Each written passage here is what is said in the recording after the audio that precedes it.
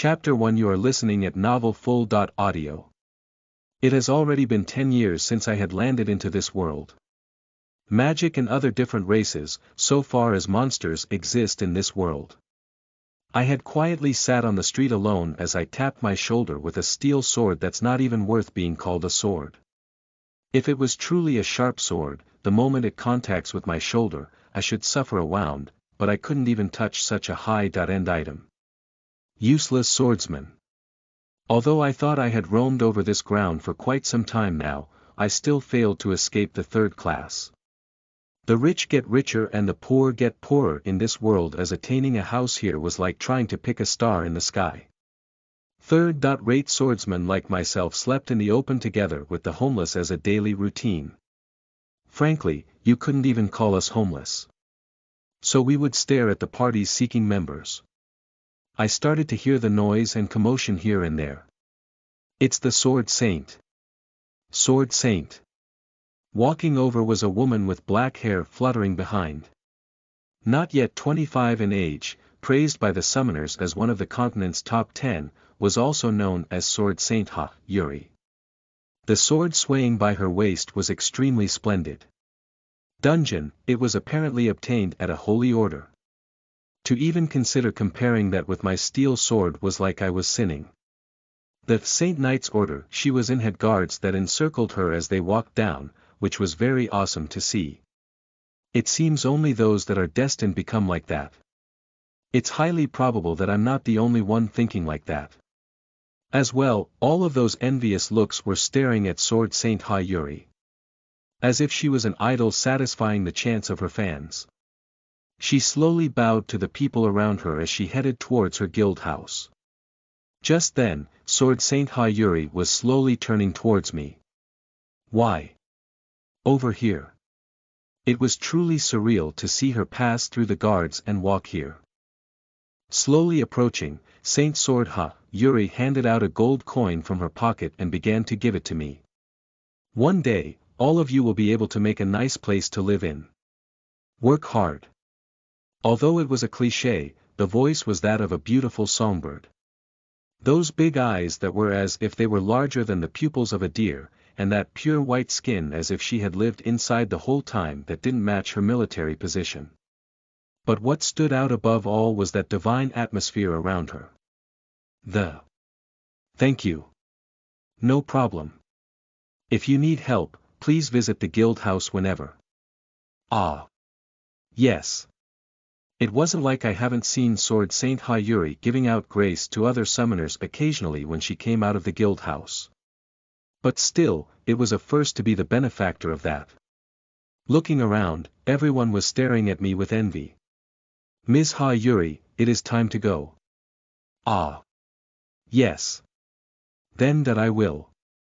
Seeing the back of Yuri shrinking, I couldn't help but think that all of this was a scheme today as I watched dumbfounded. In my ears, I started to hear the voice, "Please work hard," ring repeatedly. As such, I was able to leave the city after a long time.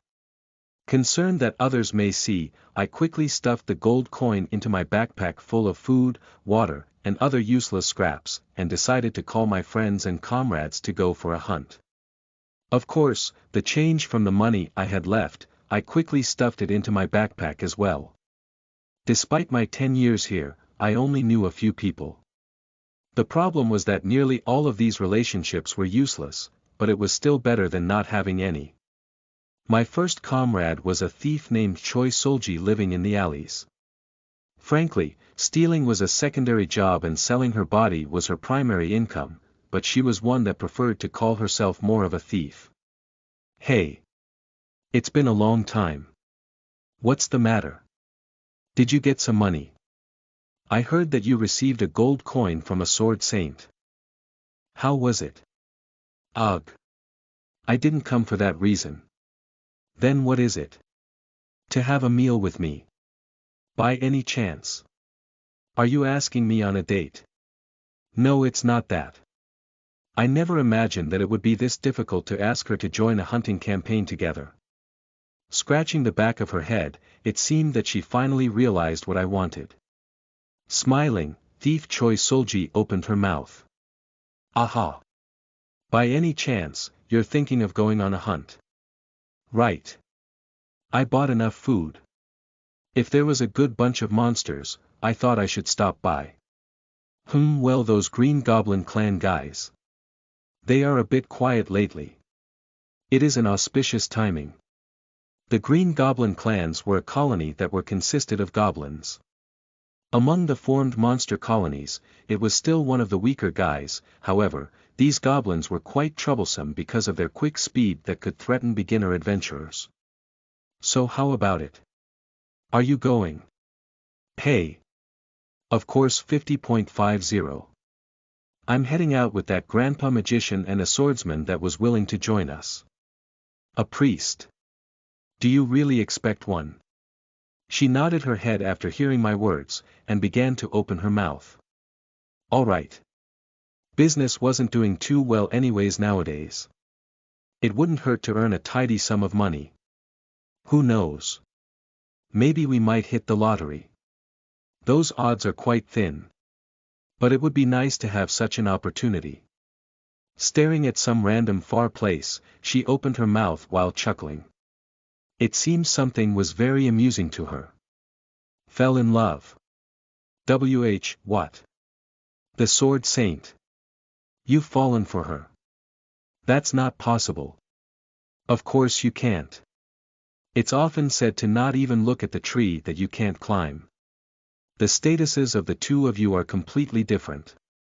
I didn't really fall for her, but I thought that it was unnecessary for her to keep stabbing at me with those truths. It was a truth I already knew. She turned back towards me quietly before starting again. Well. Some that could mingle with you would be at best someone like me, right? That's most likely. I roughly answered as I smiled. That blushing face. As such, we clumsily left the city. There were a total of 4 people in the party. That grandpa magician that lived nearby. He was a dumbass that couldn't escape the title of beginner magician for several decades. But, in our third-rate party, the power of a magician was quite valuable. The clumsy tanker Shin Duck.Ho was a trustworthy guy as he could at least produce flames, and the convenient thing about him was that he could certainly deflect arrows aside with his magic shield. After walking for the whole day while sharing conversations, as if we had traveled quite far away from the city, a few monster zones started to appear. Wow! It seems that lately, you hunt with those types of equipment. Well. I'm curious as to what's in that bag. Voices could be heard from here and there. Fuck. The anxious, tense states of party members began to emerge. To suddenly show such a personality, it's quite possible that those men are murderers. Outside the city, those wicked men that live on backstabbing their fellow summoners. It is said that the day you depart is a fair day. Choi Solji likewise began to be nervous as she held her dagger up with an anxious expression. Usually, if they were highly skilled guys, then there was no reason to try and backstab us. It's certain that these guys too are also third-rate. No matter how high you reckon them to be, they probably were promoted only a few times. They wouldn't have such an ability like a unique skill as well. Their numbers rounded to about 5. Although they had one more person, it was a fight that was worth risking. Was what I thought before an unexpected arrow pierced through the old magician's forehead in a moment's glance. Fuck. At least memorize a scroll, old man. I raised my sword and started to charge out. Although we were called third-rate, we definitely had experience. As if not expecting our side to be this aggressive, they were somewhat flabbergasted as I could start hearing voices. Grab that bastard. Since the archer had fired that arrow, his location was now in an exposed state. Thankfully, since these stupid bastards were attempting to use a surrounding tactic, the warrior that was tasked with protecting the archer didn't see me. Jumping out as fast as I can, I thrust my sword into the bowman's heart. Puk was heard as blood sprayed over my face as I pulled my sword out. 1 for 1. At least on our side, there was a useful warrior. I'm sure that Choi Solji too won't lose her life absurdly considering the long time she has spent here. The moment I turned around, I could hear a scream HHK. It was definitely Choi Solji's voice. In that spot was the warrior that I brought, Shin Duk-ho, stabbing his sword into Choi Solji. Betrayal, fuck. Fuck. You fucking bastard. This is regrettable. Friend. You trash-like bastard. No matter how I see it, it seems that guy was related to those murderers. Although it wasn't like the word escape appeared in my head, I couldn't after seeing Choi Solji's body spilling blood on the ground. Fuck.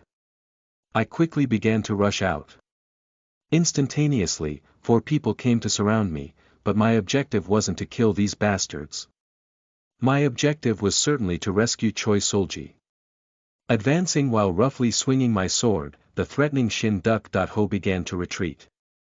I threw the bag I was carrying over to Shin Duk-ho. While the attention of those bastards were distracted by the flying bag, I held Choi Solji in my arms and began to run. Although there was loud shouting behind me, there was no way I could stop. Even throwing away that shabby steel sword that was with me for how many years, I abandoned it on the floor and ran with all my might. Fuck. Fuck. Fuck. I'm sorry. Sorry. Stupid. Bastard. Different than usual. This doesn't feel good. Leave me, you stupid fool. Or else you're going to get caught. Shut up. Shut up. Ugh. I could feel a severe pain from behind. I could see a short spear piercing through my chest. But, there was no way I could stop. Although I wanted to faint this instant, if I were to fall, we would both die. Stubbornly, I barely held on to my consciousness as I broke the short spear stuck in front of my chest. If I were to pull this out, there was no mistake that I would collapse from the intense bleeding. Thankfully, I still had the energy to move. This reason was due my unique skill, HP increase. I never imagined that this skill would help in this kind of situation. Thanks to it, I could continue to run. Catch that bastard. Stupid pigs. Those bastards are so slow. Pooh. Ha. Ha. Both Choi Solji and I didn't have the strength to laugh as we just smiled. Although I was wholly exhausted, I ran in order for us to live. Those murdering bastards, as long as they retrieve that backpack, it seems it doesn't matter what happens afterwards. No, as if they were prepared to leave for another city after this one, I couldn't see their figures as I continued to run farther away. Fuck. Solji. Solji, are you listening? Despite that, the reason why I didn't stop running was because of Choi Solji that was in my arms. Likewise, both Choi Solji and I were in critical states. Choi Solji, who didn't have a special characteristic like I did, was in a much more dangerous situation. I'm listening. Just a bit more. Until the castle. Although I endured quite a bit, it seemed that I couldn't handle this mortal wound. I roughly wiped away the flowing blood that was coming out of my lips as I sprinted even faster. I started shouting in a state where I could be misunderstood as an undead with a spear pierced through my chest. Door. Open the door. State your identities. A person is dying. Quickly. Quickly. 5th grade summoner Kim Tae-sung, and 5th grade summoner Choi Solji. Fuck. What the hell are you doing in the middle of the night? Kim Tae-sung, Choi Solji. Have you checked that they left today? Yes. 4 of them. Fuck. Hurry up and open the door. Although it was a cold voice full of complaints, it seemed that they were opening the gate after checking our identities. After the castle gate opened, I started to quickly head in. Temple. Temple. Just wait a bit more and you'll live. Just a bit more. But, it was already too late. Even if I did run to the temple, it would probably be closed, and the main problem was that we didn't have any money. In that moment, I suddenly remembered a voice. I could hear the voice of Sword Saint Hayuri I met today ringing in my ear. No problem. If you need help, please visit the guild house whenever. Without any more time to waste, I started to run towards the Holy Knights Guild house. As expected, the lights were still on, as it seems they were working even at this time. Running in, I started to recklessly pound at the door. The Holy Knights guards ran to stop me. I really don't have much time left. Some time ago, I could feel Choi Solji's body gradually getting colder in my hands. You crazy bastard. Where do you think this is? Please. Please help. My comrade was attacked by a murderer. Please help. Out of my sight, you crazy bastard. If the upper class wake up, are you taking responsibility? Please, just a priest. If you call a priest. Saint. Sword Saint had definitely told me to come here if I needed help. Awek. Although there was a few nagging, after bringing out Sword Saint Hayuri's words, it seemed that there was some effect fortunately. I continued to hold on to the pain in my chest as I monitored the situation. You fucking bastard. You're going to die in my hands if this isn't true. Hey, go check. Yes. Thankfully, the guard had entered the guild house. But, the response I heard was unexpected. She said it's a person she doesn't know. That can't be. If she saw me, she'll probably know. Maybe. Get out of my sight. You slacking bastard. This fucking bastard. Because of you, I'm going to get a scolding.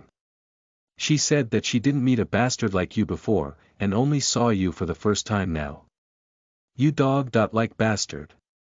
That can't be. Although I was somewhat angry, it wasn't the time for me to tarry. Shutting up, I ran towards the shrine once again. Although blood continued to flow down my mouth, it wasn't as serious as Choi Solji's crisis. Sul. Gi. Solji. Hey. Too noisy. Really. I'm going to die. Fuck. If you're alive, tell me so. Or else I'll be worried. It's hard to speak. Though. Just hold on a bit more. Repeating once more, I continued to run. If I knew such a thing would happen, I would have ran to the temple first, as those thoughts continued to roam in my mind. While running, I could hear Choi Solji's voice. After struggling to open her mouth, she started to speak what she wanted bit by bit. Hey. We after this ends. Want to live together. I, too. Want to set this life. And live. Like a person. With that proposition out of nowhere, seeing her begin to faintly close her eyes, I had no choice but to reply. Alright, let's live together. Live together. So don't die. Hold on. We're almost there. Then I could feel Choi Solji's hand that was holding on to mine droopily fall down. Fuck. Hey. Choi Solji. Though I kept screaming, I couldn't hear a response from Choi Solji. As if HP increase had endured as much as it could, blood rather started to surge out of my mouth. I didn't have the strength to move my legs any longer. It seems I've reached my limit. Those bastards. Tears continued to flow down my face. It wasn't just the body of Choi Solji that had become a corpse. Not knowing English, to be brought over here and live the life of a dog and die like this made me extremely angry. One day, all of you will be able to make a nice place to live in. Work hard. No problem. If you need help, please visit the guild house whenever. That bitch. Due to the shock, I couldn't speak. But what made me angrier was that I had believed in those words like a foolish bastard. To roam around the streets in that saintly cosplay, I felt if my life had become completely fooled with. That dog. Like bitch. Kim Tae-sung, you foolish bastard. I continued to embrace the cold body of Choi Solji. Thinking about the Shin Duck. Ho that had purposely betrayed me in order to backstab, rather than hating myself, I was more regrettable towards Choi Solji as I could feel a sense of shame overcame me. Rise. Please. Let's. Stand up. Now. Fuck, let's. Live like a person. Have. A baby. And live. Life. I'll. Raise. Them up. Slowly, the vision around me blurred. Before dying, the memories of the life I lived brushed past me in rapid succession. Ridiculously, the gods didn't even permit me to see that. I couldn't see anything. At the center of a dark, dusky city without anyone. I died in that place with Choi Solji in my embrace. TL afterward starting a new side project. Always wanted to do a monster reincarnation novel and will be alternating between this and Stone of Days. Special thanks to Psy101 and Uptime that has taken the task of being my PRs for this one. This one's easier to read with more action. Kingdom building plus monster reincarnation plus harem plus game elements. Sign me up. As for that holy saint bitch, excuse my language, I hope MC can exact some revenge. Translator. Calvi's proofreader. Psy101. Chapter 2. You are listening at novelfull.audio. TL.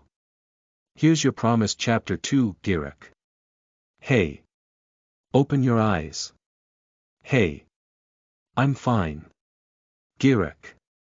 Listening to this voice, I quickly opened my eyes and stared above. Water. The voice that spoke out of my mouth was normal than I had thought.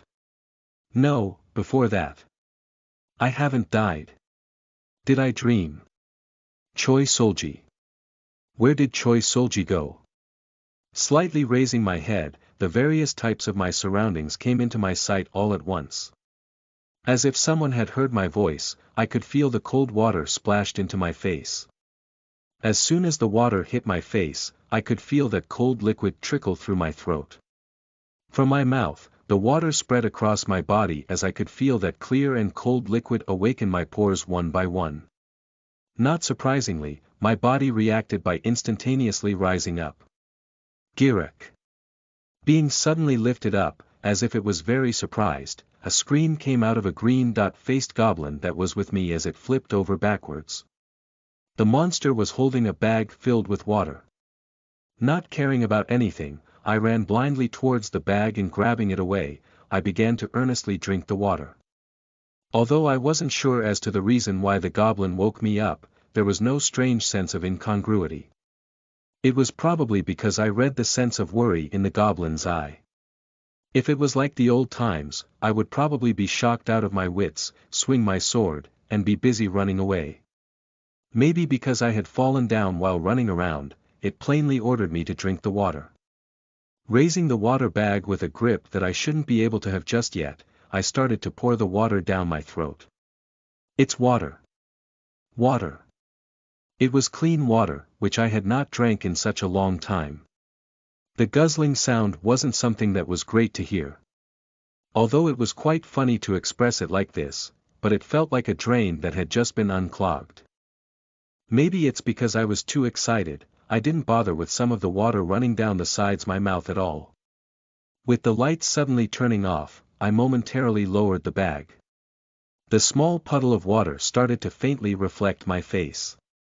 A green-faced goblin, it was definitely a goblin's face. Ah. Ach. It was then I had confirmed that strange figure from earlier.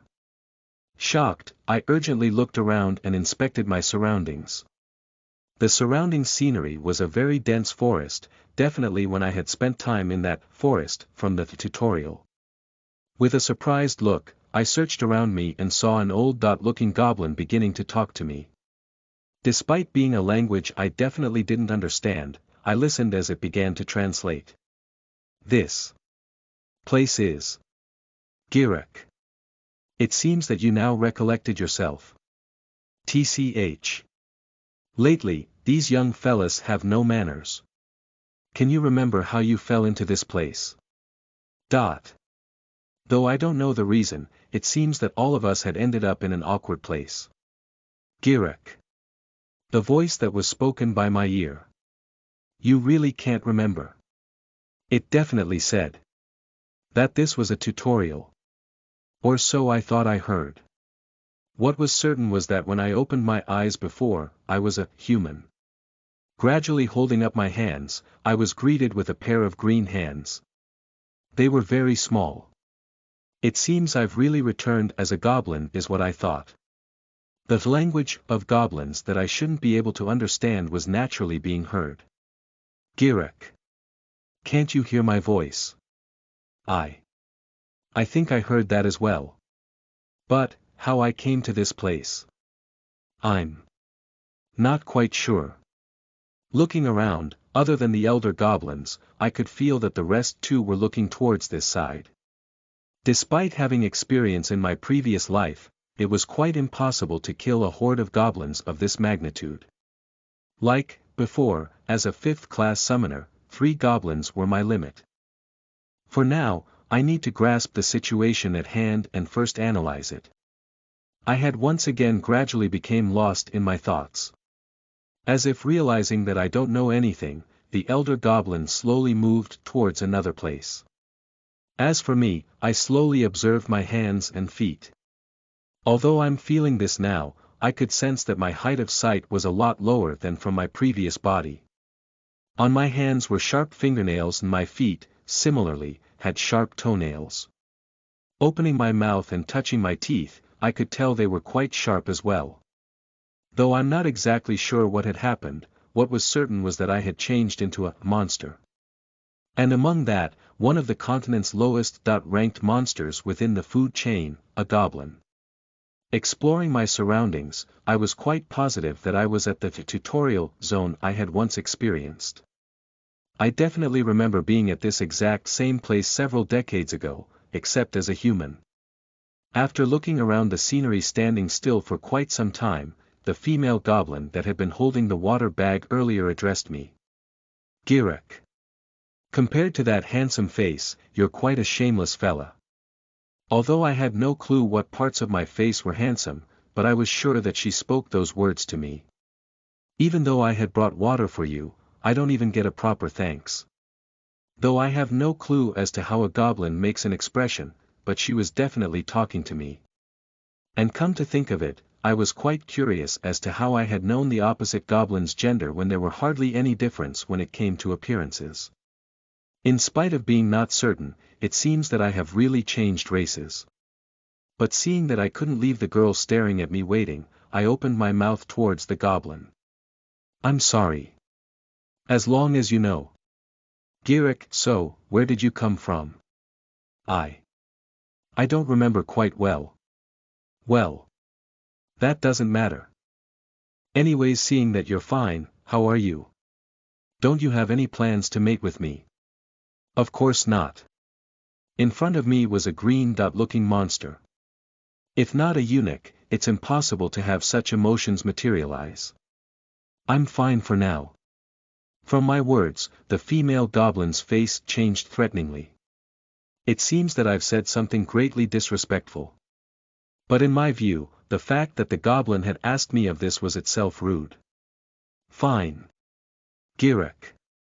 Just like that, the goblin left, causing me to reflect on my situation once more before having a voice intrude into my thoughts.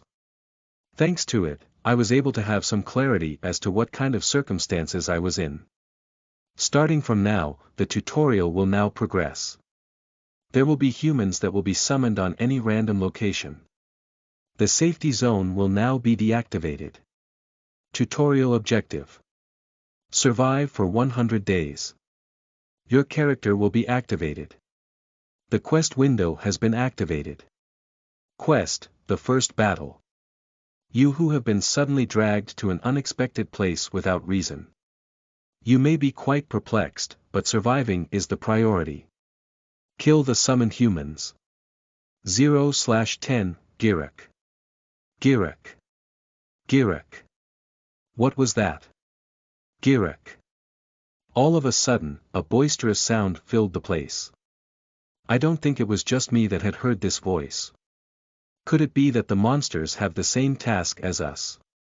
I was pretty sure that this wasn't the only inference that this situation had brought. Other than the fact that I had switched from a human to a goblin, the quest I got from the tutorial now compared to the past were exactly the same. Although the sounds that came out of nowhere from this place became noisier, I could sense that the goblin horde were all becoming tense in this forest. It's the humans. It's the humans. Girek. Girek. Girek.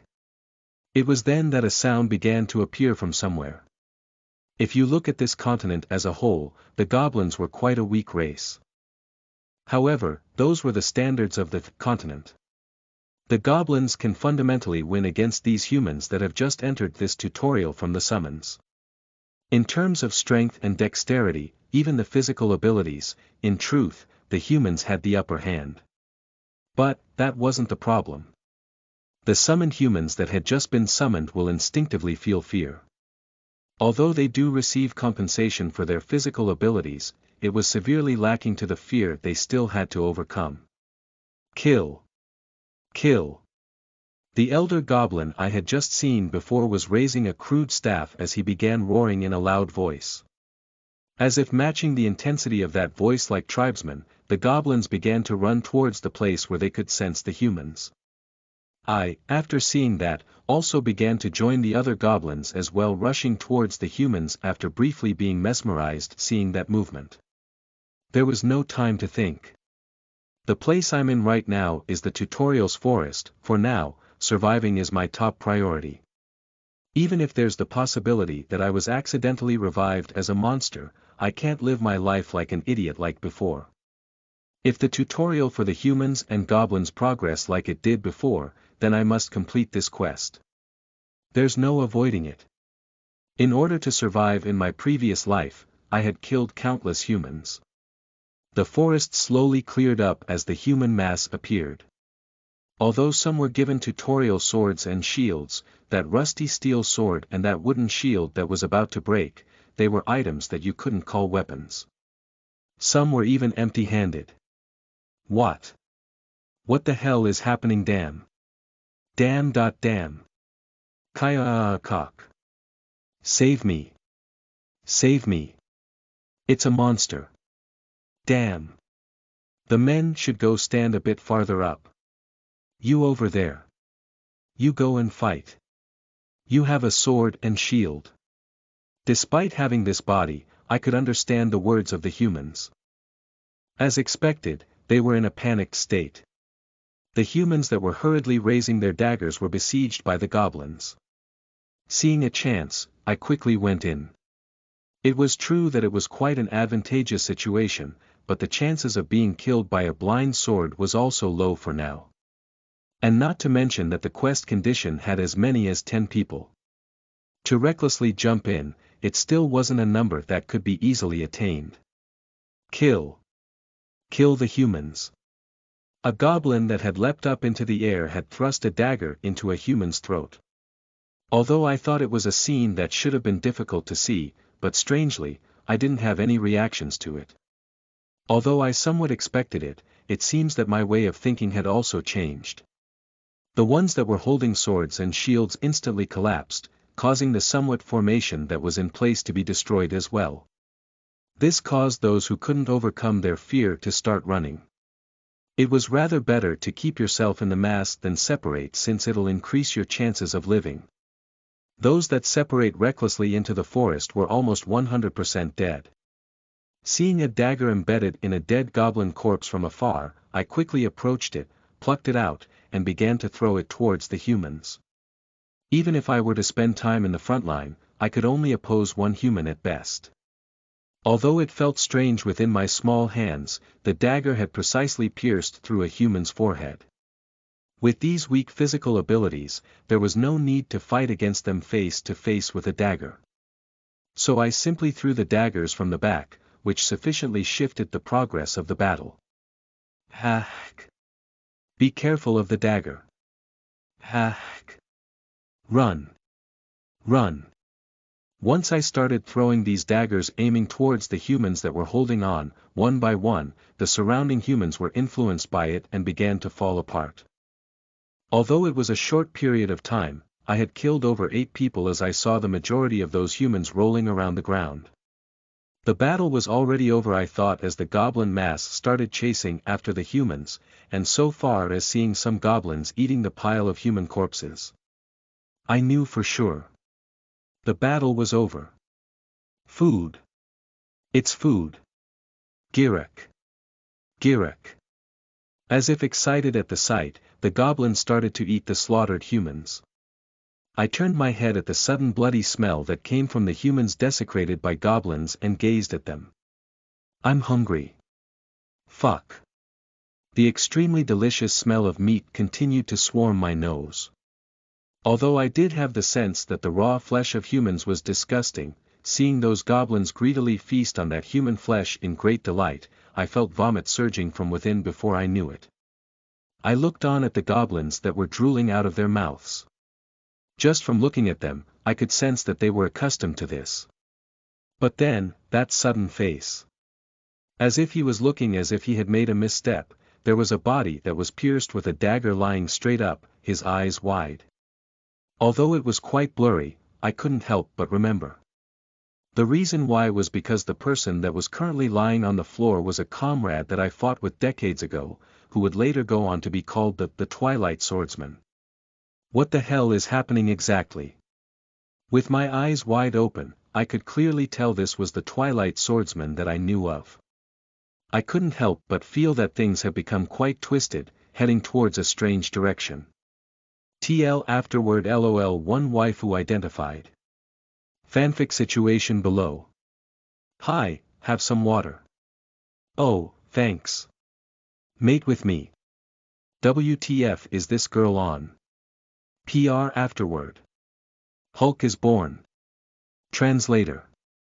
Calvi's proofreader. Psi 101. Chapter 3. You are listening at novelfull.audio. I urgently looked around.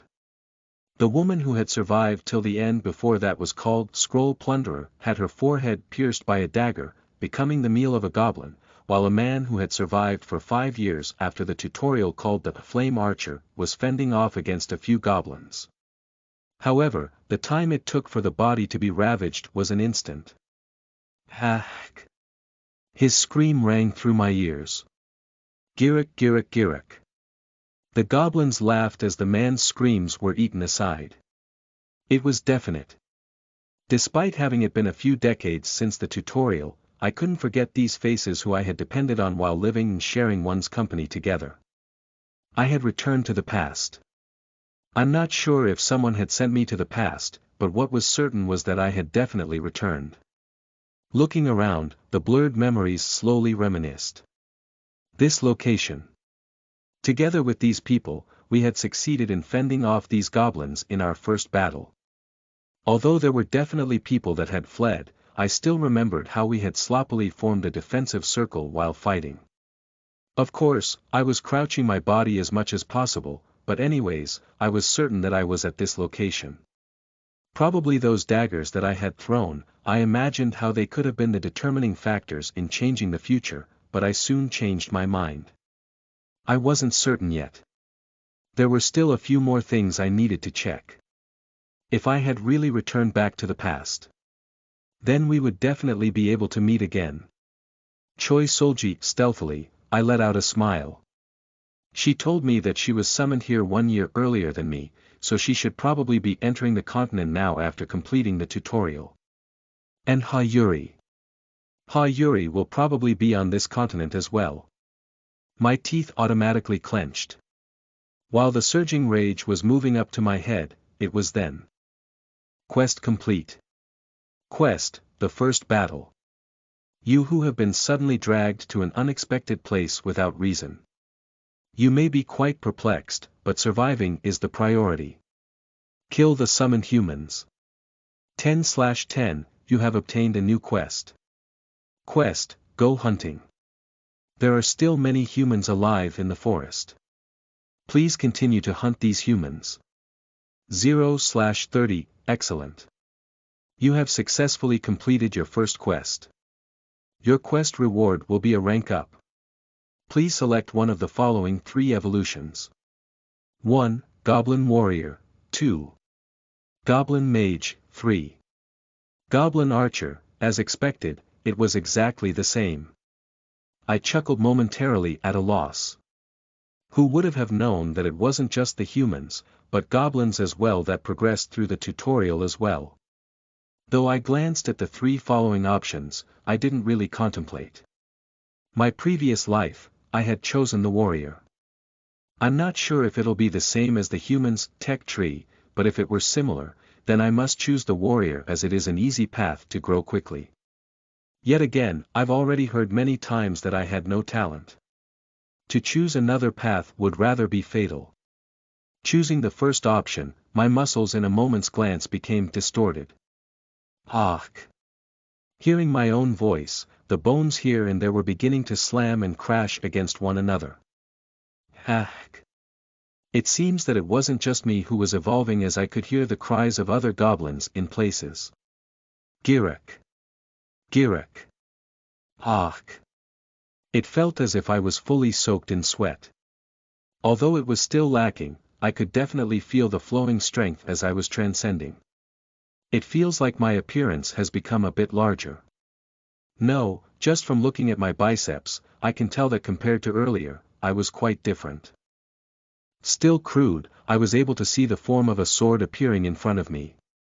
While looking down on the sword, I stealthily investigated my surroundings and saw the elder goblin along with other goblins stare dumbfounded at the other goblins that either evolved into either goblin warriors or goblin mages. I felt that the daily behaviors and routines of monsters and humans were similar when we were setting up camps not long after the battle. Since dinner time had arrived, one by one, we started to gather. In places where ordinary goblins existed, with the appearance of stronger goblins, the existing group that was centered by the elder goblin scattered. It seemed that it wasn't a clan originally. Instinctively, they started to gather below the ones that were much stronger. Just like the past. Then, we, too, started to move together under the strong that had changed classes. Although a new clan is formed with the strong as the core, the difference between the humans and us were that we still moved as a whole. Unfortunately, being one of the first to change classes, a few goblins came in search of me. I stared absent-mindedly at the standing goblins in front of me. I want to be under your command. Girac. I too wish to be under your command. Girac. Even the female goblin that wanted to mate with me earlier was blushing with her hands behind her back. I want to fight together as well. Girac. You're going to accept, right? What made you come to me? There are a few other goblins that also have evolved other than myself. I saw how you fought. You weren't dauntless, but you were despicable and smart. Girac. I watched you throw daggers while hiding. You don't have a single wound on your body. That is the very thing that makes a goblin despicable. I want to learn that kind of mental fortitude. Girac. Whether I should be glad or not, it seems that I'll have to think about it. Currently, the fact that I'm gathering strength is good. Although they won't definitely be throwing their lives for me, they won't naturally betray me either. No matter how much wisdom you have of the past, whether it's humans or goblins, it's essential to be in a group to survive. Quickly arranging my thoughts, I extended my hand as I opened my mouth. Like a goblin should. I'm counting on you. Girac.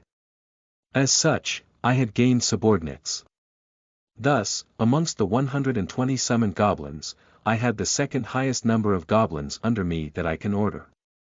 Frankly, rather than ordering, the notion is much closer to working together, but anyhow, they were under my command. The number was about 30, with 4 transcended goblins that were leading their own separate groups, which wasn't a small number by far. The goblin warrior with the largest figure had formed a band of about 40 goblins, and I could remember that goblin warrior's name was Goff.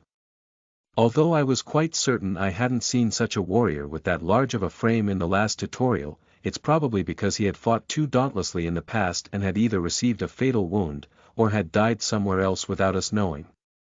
Anyways, to have the second highest number of members amongst the four, it seems that the way I fought was admirable in their standpoint. Goff, although he wasn't too pleased with me, it seemed as if there was an imaginary line between our groups to not bother each other, for he did not talk much at me. Sneakily turning my head, I could see the goblins diligently carrying over the dead goblin corpses from the battle.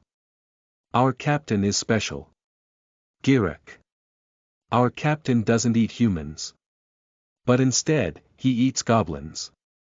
Girek. After ordering these guys to bring something else other than humans for dinner, watching them carry over the dead corpses of other goblins made me lost for words momentarily, but I thought it was for the best. Although it was a truth I already knew, it seemed that there were no opinions of objection in eating your dead brethren. Rather, the rumors that spread of us not eating humans but goblins caused a few to offer in joining us. The reason we didn't eat humans was simple. Though a lot of things have changed after becoming a goblin, I still held the self-perception of being a human. I will never eat it. This not being the case, but if I do continue to eat humans, I thought that it would cause me to possibly abandon my humanity in the end. It was definitely a strangely dangerous condition. It was a minimal compromise to rationalize my decision. Gulp. Ripping off a goblin arm from dinner that those weaker goblins had brought, I threw it into my mouth. Although the taste was worse than humans, it was still quite edible. As if I was chewing on some dried squid, I continued to gnaw at the food. Though it has been a long time since I last ate, despite the food being uncooked, it was sufficient to satisfy my hunger. The feeling that I was chewing on something made me very glad. Due to the gradual darkening night, I decided to endure with this much considering how I couldn't just light a fire at this time. Other than our group, the rest were all eating the humans. The female goblin that had handed over water was sitting beside me as if she was willing to become my wife as she occupied the seat next to me. Even though that smooth and tender human's arm looked delicious on one side, it was also a bit disgusting as well. Although I initially wanted to shoo her away since it was annoying, I decided to let it be, but it seems that she was clinging on to me even more. Letting out a breath, I opened my mouth in front of my 30 subordinates. Tonight, we leave for the hunt. Girek. Hunt. Hunt. Girek Girek. It's good that the night is dark. But we will be tired. Girek. Although there were a few that grumbled their complaints, once they were a part of the tribe, they had to listen to orders. Perhaps they would be more passionate if I had more achievements. The fact that monsters had better night vision than humans was common sense. Although it would be difficult to find the humans with our undeveloped sense of smell, that would change with me around. The extent as to where they were hiding, no matter which group, can be roughly estimated. Though it wasn't comforting to be ambushing the unprepared humans, but it wasn't a bad thing as well. If we remain still, then our numbers would be reduced, and if our numbers shrink, then we will eventually die to the stronger humans. Even if we were to survive after natural selection, we would eventually die once we arrive at the continent. Though this was a goblin's body, if you see it otherwise, it was an opportunity given by the gods. To move quickly was the most rational thing to do. I need to maximize my benefits in the tutorial at best so that it'll be comfortable once I leave for the continent. When do we leave? Captain. When it becomes a bit more dark, we will hunt then. When it becomes dark, there would definitely be a group that would prepare to stop. Our job was to trail behind those kind of groups. We are the Blood Dagger clan. After we leave for the hunt, we will capture all the fleeing humans and bring them here. Whoever follows me will not starve. If I made a clan, then I need to have the confidence to teach that clan first. After roughly modifying the monster species clan name that appeared in some game and saying it out loud, it seems that the effects were greater than expected. We are the Blood Dagger clan. Girek. Blood Dagger Clan. Girick Girick. Our captain is despicable. Despicable. Girick. We are the pronoun of despicable, Blood Dagger Clan. No one can stop us. I didn't want this kind of effect to this extent, but anyways it's good enough. Determining that now to be a suitable time, I led the goblins into the forest and commenced the hunt. The other goblin tribes were staring at us dumbstruck. They had expressions as if wondering where we were going in the middle of the night as they continued to eye us. Since I had evolved, the larger me continued to walk faster than the others. Of course, the sounds of goblins running besides me were disturbing, however, the sounds were definitely not loud enough for the humans that haven't properly bloomed to hear from afar and flee. Currently, rather than covertly moving, it was a situation where we had to swiftly advance. Running for quite some time, it seems that those fellas were getting tired as they started to slow down. Briefly raising my hand, I slowly opened my mouth. We will rest here for a while before resuming. Girick. Girick. Girick. If my memory proved me right, there's a cave not too far from here. During the time when I was a human, it was the cave that we had arrived in after suffering and escaping the battle. In the past, we met other survivors there as well.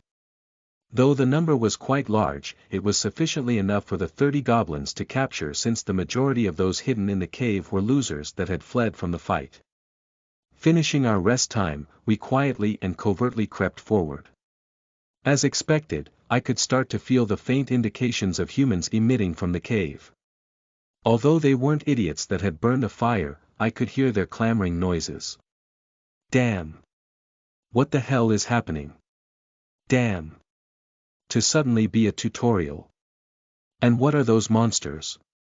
Hearing the voices from the cave, I slightly raised my hand, causing the goblins following from behind to stop their breathing at once. With all of them hiding their breathing, I could hear the conversations those guys were sharing that were riding the winds much better. TL afterward OMG, I laughed so hard. They were chanting Despicable XD. We are the pronoun of despicable. Chapter 4. You are listening at novelfull.audio. Damn it, if we go at this pace, all of us will die. All. That can't be. If we complete the tutorial, do you think we can leave this place? As expected, the situation was a mess. It was as if they didn't realize that their loud shouting and yelling were ringing throughout the cave. That probably is so. The situation isn't as bad as it looks. Did everyone hear what the voice mentioned about the quest, that is? Though I only heard of it. It said to kill those monsters that were called goblins that had attacked us earlier. That's impossible. We're all going to die. No.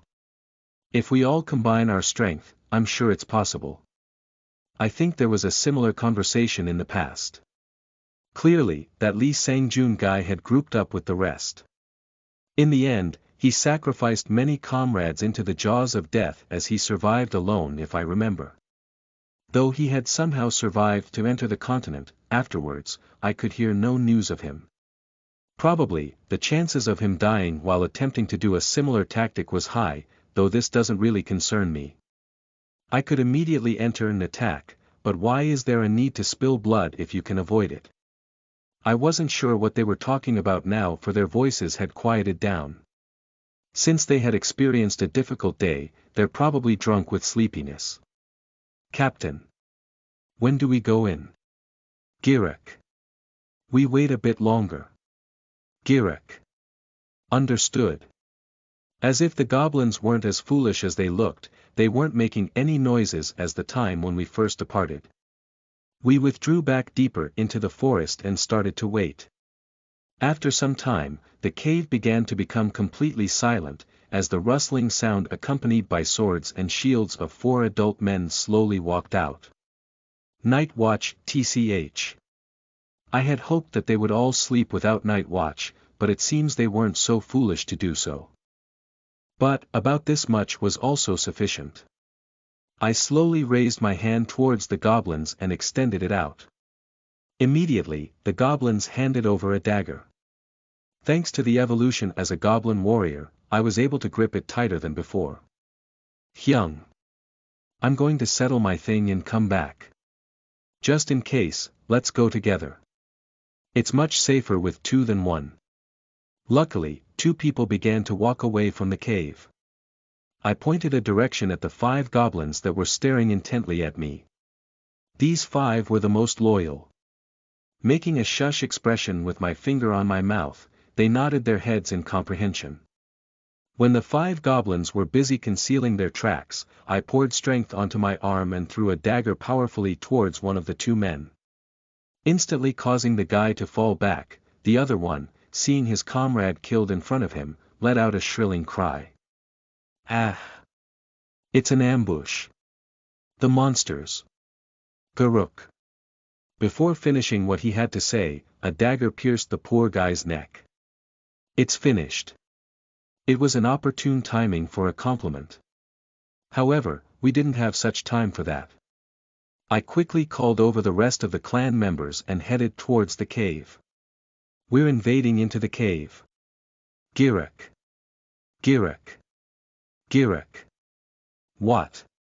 What? What's wrong? From the dusky, dark cave, panicking screams began to surge out. I could even see some escaping out of the cave in urgent shock. Hey, you, and you, go take care of those guys that are fleeing. Understood. Captain. Girak, leave it to me. Girak, hurriedly invading into the cave, I could see the goblins pushing each other as they tried to enter deeper into the cave. Yeek.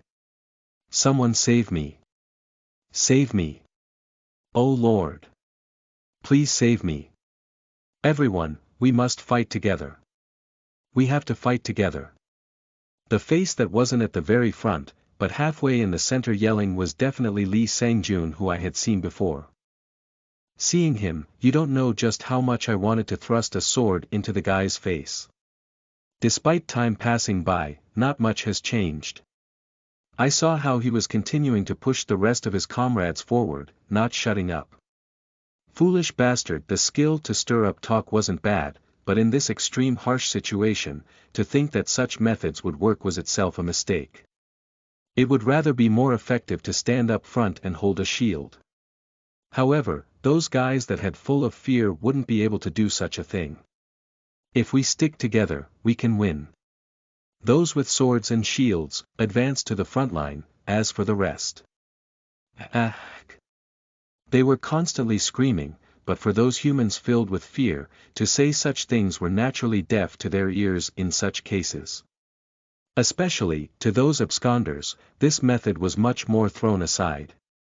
That dark cave, those screaming humans, and the laughing voices of the monsters. It was as if one could write a horror movie scene.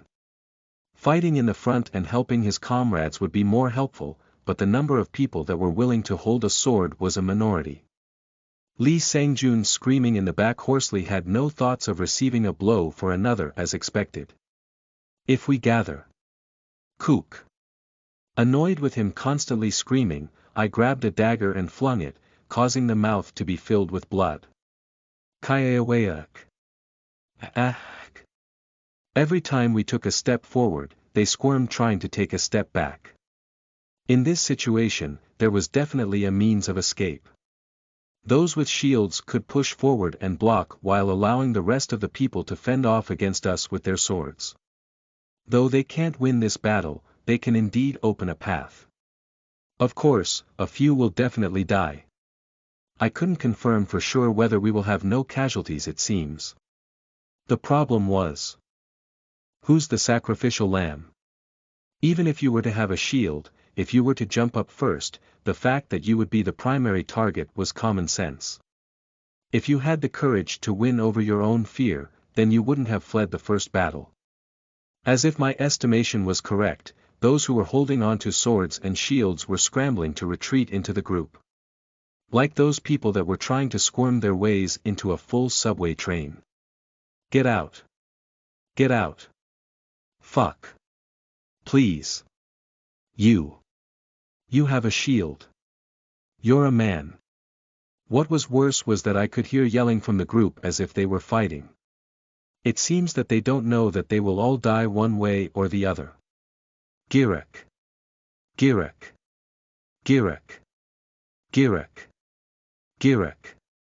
The goblins continued to pressure the humans towards the back walls of the cave. The laughter of the goblins resounded throughout the cave, as I could feel that those echoes won't stop for some time. Ultimately, the goblins launched their bodies towards the humans. Hack. If you exclude the one goblin that had died from a blind sword, then there were no casualties. Other than the one human that I wanted to experiment on, we had killed as many as 38 people. It was a complete victory. We are the Blood Dagger Clan. Kiruk. If we just listen to our captain's words, we get food during our sleep. Kiruk. Thanks to me, as the herd were returning back, the goblins were screaming and singing in praise of me. And after the second battle, there were 2 more goblins that had evolved in the clan. One had evolved into a goblin archer while the other had chosen the goblin warrior. The goblin archer that had evolved was the female goblin who possessed deep affection for me. Watching me throwing daggers from a safe range, as if she had discovered a delicious fruit, she was extremely excited holding the very coarse bow. The other goblin that wanted to learn how to be despicable showed quite valor contrary to his intended purpose. It seemed that there would be no problem utilizing the 2 as our clan's vanguard for the other goblins. Thankfully, as if the pride of the clan was already embedded in them, they had no thoughts of leaving. Rather, they were staring at me with admirable eyes. Especially, the female goblin's look made me very flustered. But, Captain. Kiruk. Why are we bringing the human? Kiruk. I thought we were bringing it alive to eat. Girac. I heard that some goblins like that. Captain doesn't eat humans. I heard that he only ate the dead goblins from battle. It said that it's a sign of comfort for the dead goblins. Hearing the goblins' conversation, I couldn't help but let out a chuckle. I wonder where in the world did they hear such nonsensical rumors about comforting the dead goblins. Laughing, I continued to gradually move my feet. Beside me was a woman, tied up, staring at me intently. Using a vine from the forest, I had tied her up and placed a gag in her mouth, but tears continued to trickle down her face. After finishing dinner, I brought the rest of my clan back towards our camp. Let's walk a bit more. Feeling our presences, the many goblins started to chat excitedly amongst one another. Earlier. It's those goblins that left outside. Girac. They brought back food. They're carrying humans. So many. Girac. They all stared at us dumbstruck as if they were all staring at a hero. Not expecting to receive such a reception, smiles materialized across the subordinates' faces. We are the Blood Dagger Clan. Girac. It's the Blood Dagger Clan. The Blood Dagger Clan has returned from its human hunt. Our captain is amazing. As if they were extremely fond of the Blood Dagger Clan's title, the 5 goblins from earlier continued to yell and rejoice. Among those was the goblin warrior that had evolved. As my members continued to scream, the goblins trailing behind started to speak useless words trying to induce sympathy. Mev, you're quite beautiful. I'm so envious of the Blood Dagger Clan's captain. Among the green skins, I think you're the most beautiful. So envious. Kiruk. Realizing, it seems that in the goblin world, she was deemed as quite a beauty. Especially, after she had evolved into a goblin archer, her beauty had taken a notch up. Although it didn't really concern me at the moment, just in case I could see a good result as she continues to evolve, I decided to keep an eye on this MEV goblin. Just like that, the 30 or so goblins took the corpses of humans on their shoulders as they entered the campground. For now, I was holding on to the captive woman, whether she was afraid of the goblins' jubilation or just angry, she continued to squirm her body. It was nothing but a battle, but the goblins appeared to have the form of a general as they entered the campgrounds. From those silly poses, I laughed. Anyways, though the other goblins were continually staring at our side in curiosity, they didn't touch our possessions at all. If they were hungry, then it might have been a different case, but it was as if they were displaying a sign of recognition to us as if they were already full. Of course, the rising power and strength of our Blood Dagger clan can also be a reason. While the goblins were celebrating their safe return for some time, I could see a large goblin walking towards me. TL afterward, all you goblin lovers that want to learn how to be despicable. It's a very complicated procedure. Ahem, let me speak it in goblin language to simplify it. Girak, Girak, Karuk. Girak. Example. Look at what happens when a normal despicable man tries to face against Captain Despicable. It was already a lost cause. Goodbye Lee Sang-jun note. Alright, it's confirmed. I'll be having this one as a main project as well. I didn't expect such overwhelming support. Thanks for all the comments, I love reading them, and the support. Hope it somewhat continues. P.S. Next chapter is called Young Heian. PR afterward. Ninja Hulk's Advance. Translator. Calvi's Proofreader. Psi 101. Chapter 5. You are listening at novelfull.audio. The goblin that charged in first and displayed quite an impressive performance from the first battle, the one that evolved first alongside me, it was Warrior Goff. Goff was slowly approaching me as the goblins were trailing behind. Before long, Goff arrived in front of me and opened his mouth. You did pretty well. Despite choosing the same warrior as me, not sure how, but his size was much greater than me. As much as the size of a human. Even if you were to choose the same warrior path, depending on your behavioral patterns, the direction at which you evolve changes. Though this guy was always a bit bigger than me, the way he fought in the front line probably influenced his evolution, as it seems that he had some growth compensation towards his strength. Girak. Girak. Girak Girak. Girak. Girak. Girak. Both leading these masses, the two chiefs facing each other was an awesome sight to see as goblins here and there started to jump in commotion. There was even a goblin that started to sing. I remembered that Goff definitely disliked me, but seeing this achievement, it seems that he has altered his perspective of me once more. Opportunistic and a somewhat despicable, decent warrior was the probable internal assessment he had of me. Let's work well going forth. Soon afterwards, he started to pound his chest. No matter how you see it, it seems that the goblins salute one another by pounding their chests, so I replied likewise. Girak. Girak. In the vicinity, the other goblins had one fist pounding their chests staring at us. And as such, Goff simply turned back. I was living a normal group life among the low population of goblins. Excluding a few goblins, although we were summoned in different locations, we had naturally conglomerate, certainly different from the humans. To say the least, what is in this location is a tribal alliance, otherwise known as a clan alliance. Not interfering with one another, each tribe acknowledges and helps each other survive. Compared to the past when the humans had fought and separated after progressing through the tutorial a bit due to their own vested interests. Rape was normal, and even many were killed for food if I recall. Although it might be ridiculous to hear this seeing these goblins, but they are rather more humane. Turning, I passed by the subordinates of Goff. As if they had learnt it from our clan, the goblins started to chant strongly. We are Goff Clan L.RG, we are the brave Goff Clan. It was definitely more impactful hearing them say brave Goff Clan compared to the despicable Dagger Clan. I roughly clanked at the goblins once more before walking away. Moving towards my camp, it was quite embarrassing to call it a camp to be honest. But, seeing that the tent barely assorted, it seems that the goblins too have a culture like those in the continent. It was a compatible version similar to the ones nomadic tribes used.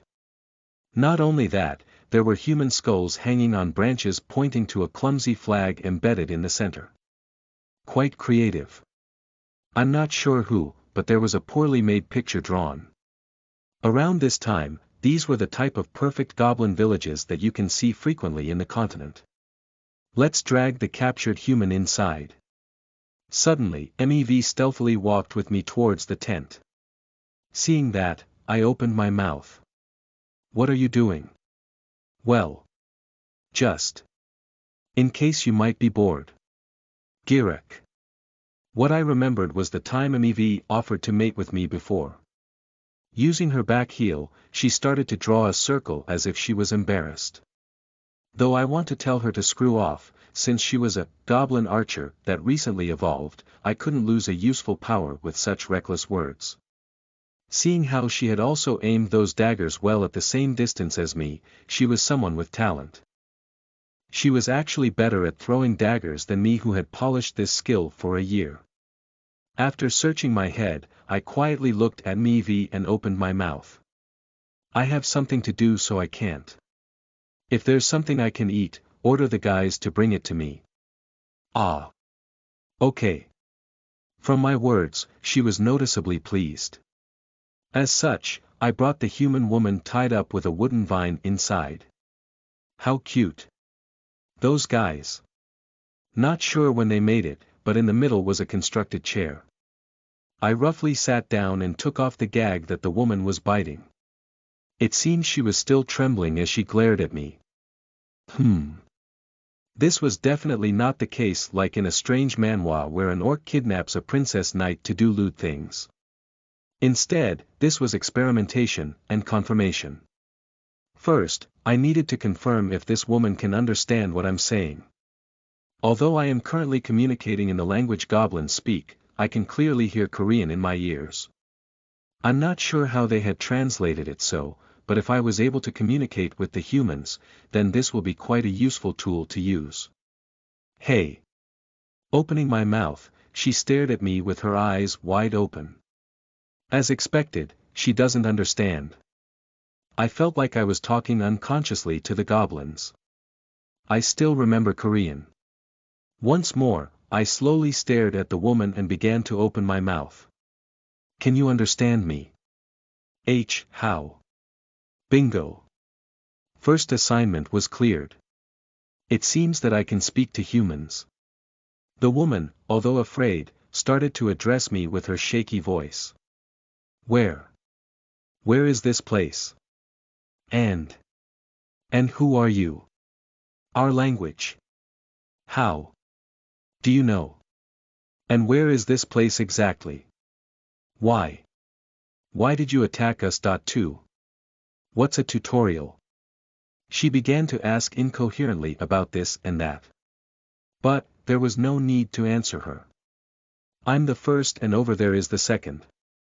Quietly sitting down on my chair, the moment I opened my mouth, she immediately answered. Name Young. Young Hye-yeon. Age 2. 28. Though the information wasn't useful, it was a procedure to check if she would reply well or not. Seeing how we were communicating, the first thing I asked were questions that would clear up whether I had really returned to the past. When were you summoned here? That was definitely when I was resting at night. I'm not asking about that.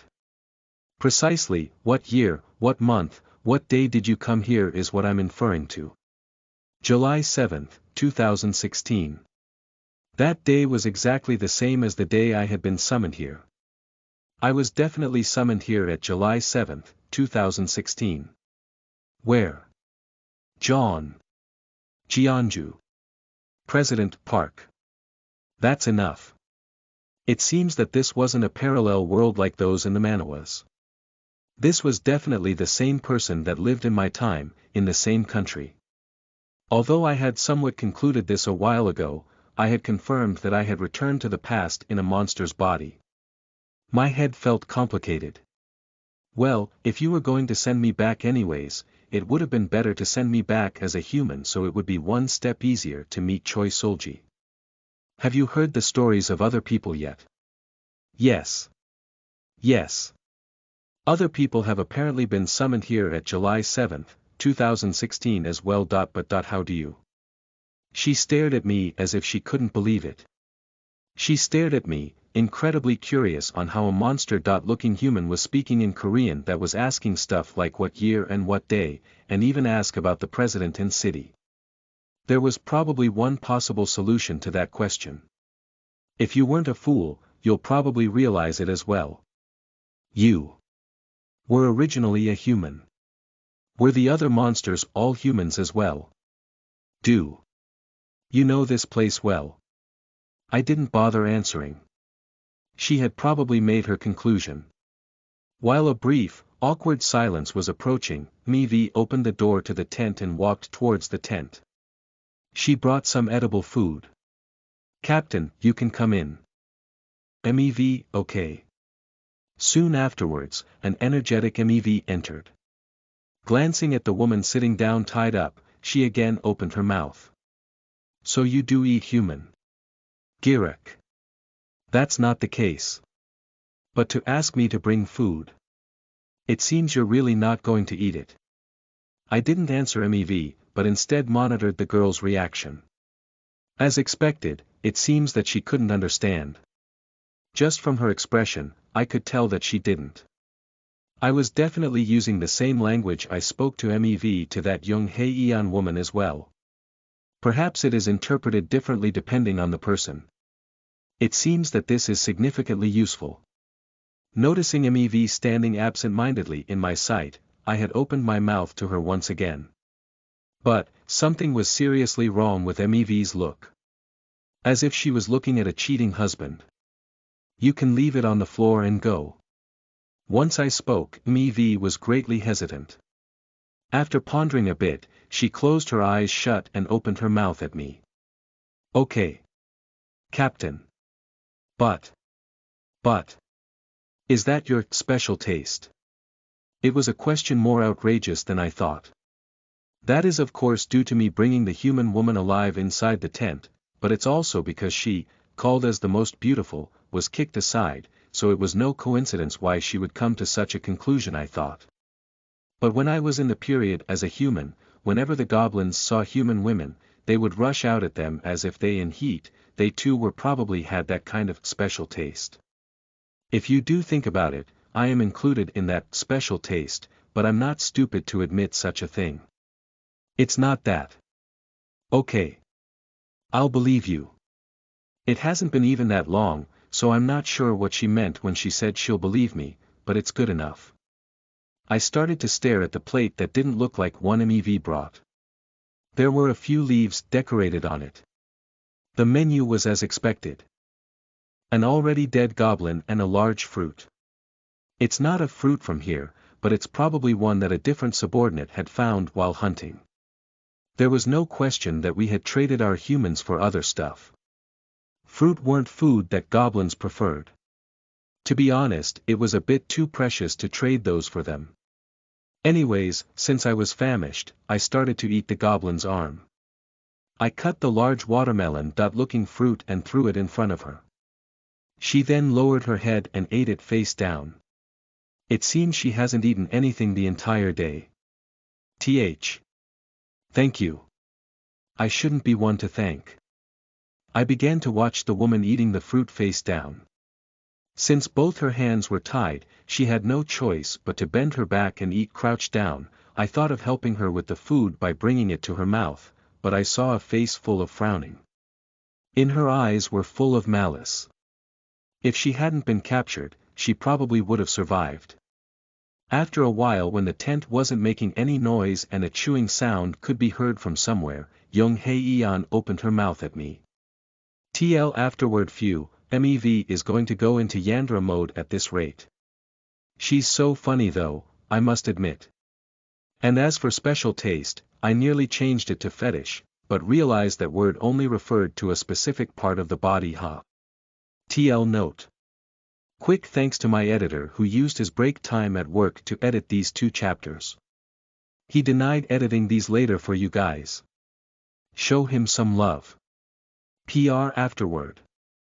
TSK, goblins band together while humans stab each other in the back. Translator. Calvi's proofreader. Psi 101.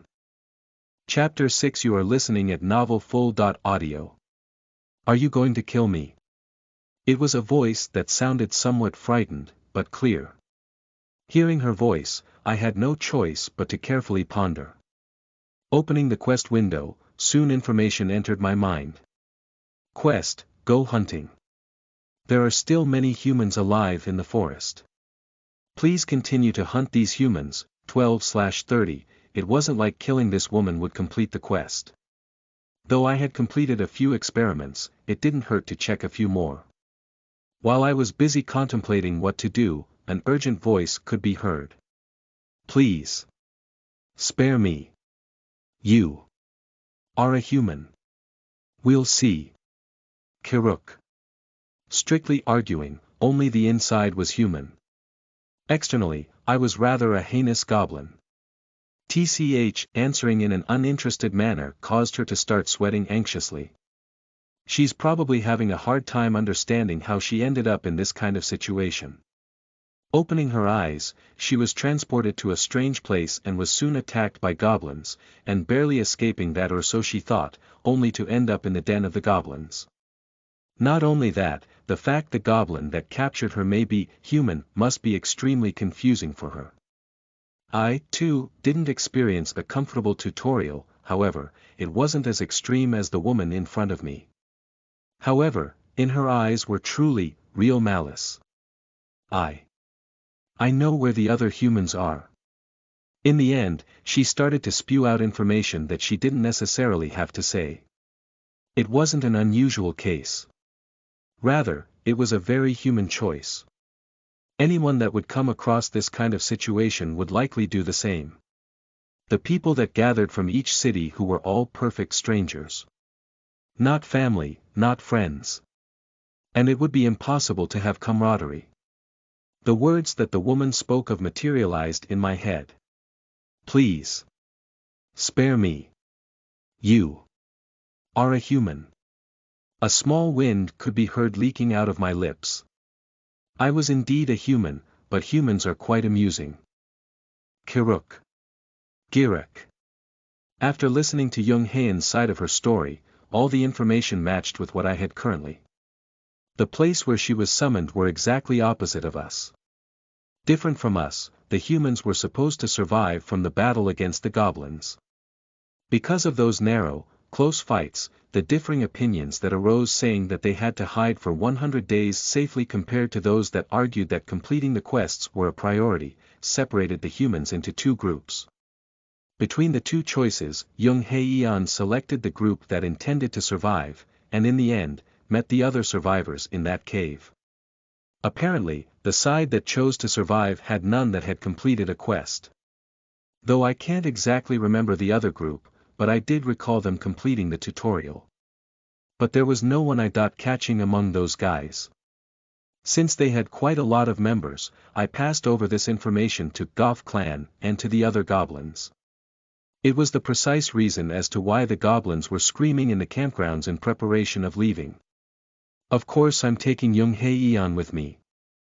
I promised some of my subordinates other humans and entrusted Young Haeun to them that liked her. Definitely, I could once again feel that the goblins that came to my side enjoyed securing benefits. I will definitely repay this grace. Girek. No worries. Girek. Girek. As such, we brought our goblin village out with Young Haeun as our guide as we departed.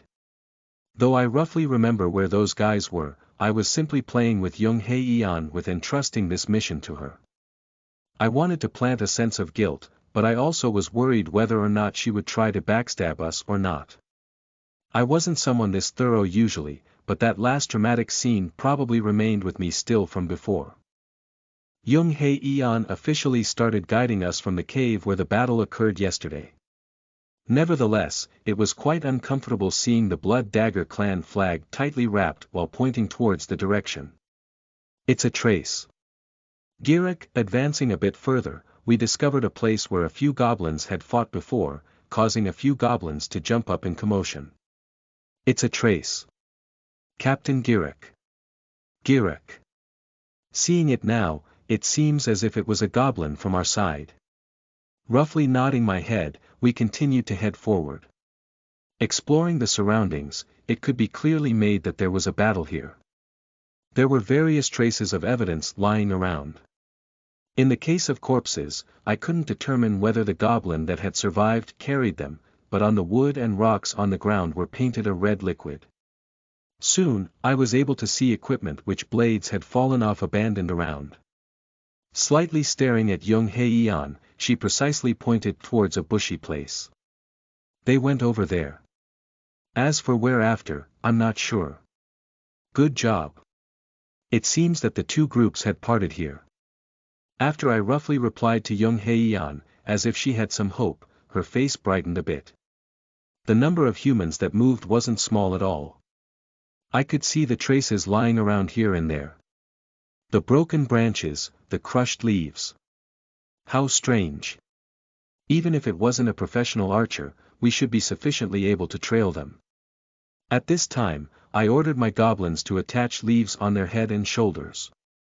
Although it was quite embarrassing to be having this camouflage, if we were the ones to lead the village, then it was something that was necessary, I thought.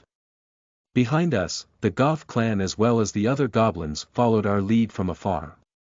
After a long time, I could tell that none of us were nervous. I think they're around here. Mev, how is it? I'm not too sure, Girek. Since it is in such a mess. Wondering if she had learned a way to read traces after evolving, I did slightly expect something, but it was still a bit awkward for her. In terms of a human, once you changed classes into an archer, you can start to read traces a bit. Since our senses were a bit more developed as monsters, I expected some sort of capabilities in comparison to humans, but that wasn't the case. What a shame. With a somewhat uncomfortable expression, I secretly looked over at Young Hei-an. Come to think of it, I had forgotten that we had quite a wonderful bait. After requesting Goth clan and the others to wait, I brought Young Hei-an deep into the forest and had her stand there. In the eyes of humans, you could say she was quite a beauty. Though I didn't admit it, frankly my heart was throbbing as well. As a result, I placed the flag that Young Hei-an had hanging on her back and stuck it into the ground. Why? Why are you doing this? As if realizing what I was planning, her face suddenly paled. Silencing her with my finger, I opened my mouth. Since you need to scream for help. Ah. But. Who knows? We might lose and you could possibly escape. After momentarily being surprised, understanding my purpose, she compulsorily nodded her head. Then, soon after, she started to scream relentlessly. Save me. Save me. Please. Kim Hangil was this survivor's camp's temporary leader. It has been 2 days since he arrived here. Though he prayed for it to be a dream and slept, when he woke up, he hoped for a warm room, but reality was quite cold. At first, right after he arrived, while sitting with his sword, those green monsters started to attack. Although they weren't strong or fast by any means, they held the same weapons as us. The humans had somehow fended off that first assault. On that night, the monsters attacked once more, but it proved to be this side's victory. Thanks to that, Kim Hangil completed his quest and changed classes into a warrior. After changing classes, he changed his sword and shield to something better, and became 1 level stronger. Despite not learning swordsmanship once, basic swordsmanship started to flood his consciousness. Before knowing it, he now understood how to block and attack. That wasn't the only thing he realized. You need to fight to survive. After gaining strength from evolving, that thought immediately crossed his mind. After completing that first quest, that second quest that immediately appeared.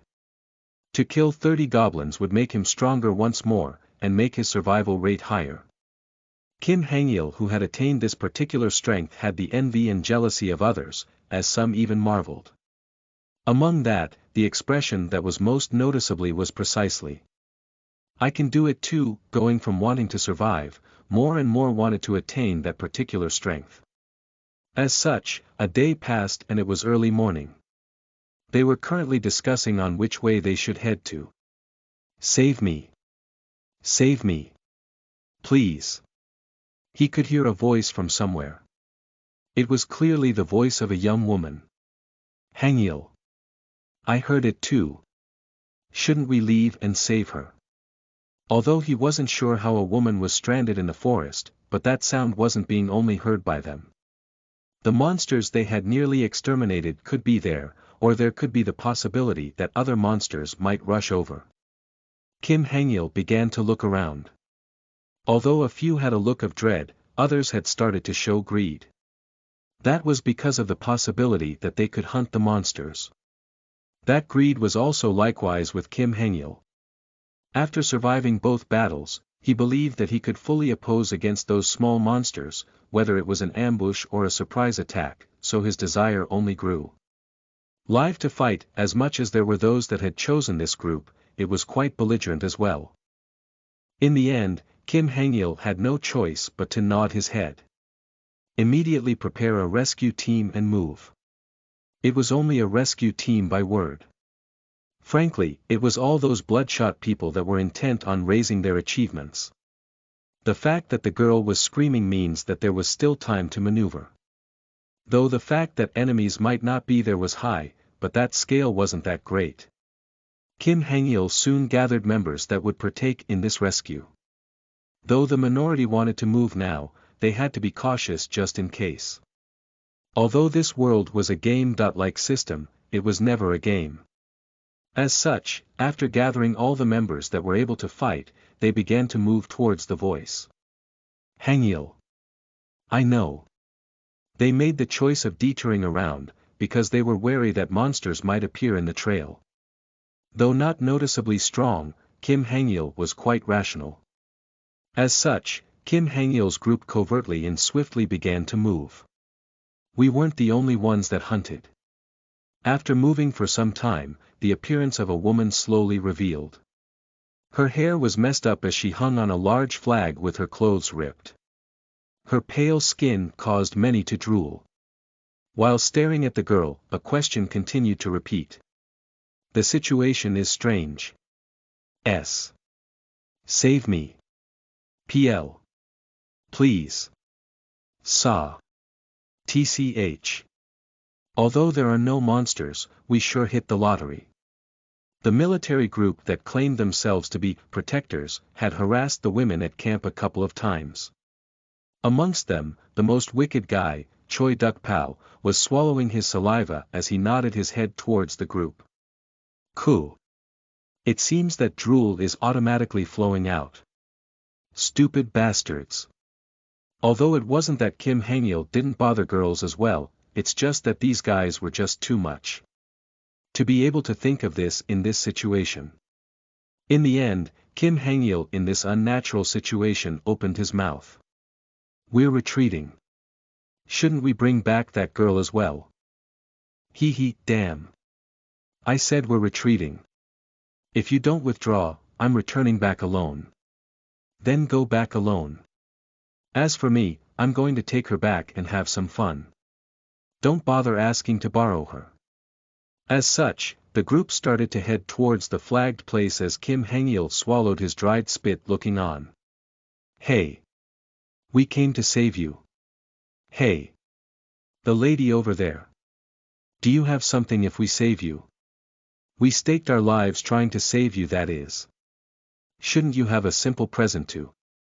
Ack. As expected, green monsters attacked from all directions. Compared to the previous fight, a large, tall goblin attacked followed by many others as the other guys collapsed without much of a fight. Whenever the large goblin swung his sword, the humans that had not finished their first quest were cut down as screams rang out. Ack. Kaiwayak. As if scared, the woman continued to scream as she saw the bloody field below, closing her eyes. Didn't you say you'd save me? You said you'd save me. Don't attack me. I'm on the same side. Same side. Damn. Although it was difficult to understand what was happening, Kim Hangil fled beforehand.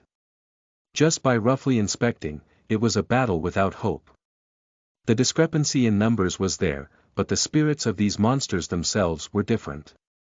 Damn! Damn! Things have gone wrong. TL afterward Girik. The despicable captain strikes again Girik Kiruk PR afterward. Tisk, puny human cannot outsmart Hulk. Translator. Calvi's proofreader. Psi 101. Chapter 7. You are listening at novelfull.audio. Seeing the man running away, I secretly turned my head back to the battlefield. Though I was initially concerned that they would all run away seeing this as a trap, it seems that they didn't have such courage to do so. Especially, to see a girl in that appearance, once, twice, you couldn't help but look again. I called for MEV and opened my mouth. MEV. Yes, what captain? Tell Goff to not kill the woman. Ah. Okay. Her voice was somewhat uneasy, as MEV expression looked ominous. That look made it seem as if I really had some sort of special taste. As such, I opened my mouth to MEV. It's not a special taste at all. Stop thinking about those things and just relay the message and come back. If you keep working hard, I'll really take care of you well. Ah. Okay. Girik. I'll work hard. Not sure if it's because of the influence of being in a goblin's body, but I found MEV's figure of happily Girik quite cute. As such, I brought my subordinates and started to follow the fleeing man. Captain. Don't we have to fight as well? Girik. I want to fight. Let the others take care of this side here and follow me. I want to fight though, but I will follow Captain Girik. Although they had some complaints, but my mouth fell in awe after seeing the figure a moment after. The guy that was mindlessly running while consistently changing paths. It seemed that he was holding a sword and shield as if he had finished evolving into an ordinary warrior. But, his sense of awareness wasn't too high as he didn't notice us. Maintaining a set distance, we followed him intently. After running for quite some time, we arrived at a camp. Bingo, I couldn't help but laugh in this situation. The goblins, as if knowing they had to keep their delight in check, they tried to conceal it to the best of their abilities. We're waiting here. Girik. Understood. While we quietly watched from the side, as expected, the first guy to run back screamed loudly. We need to leave this place. We need to leave this place now. Not a bad decision. Since they were outnumbered, maintaining distance was the correct decision.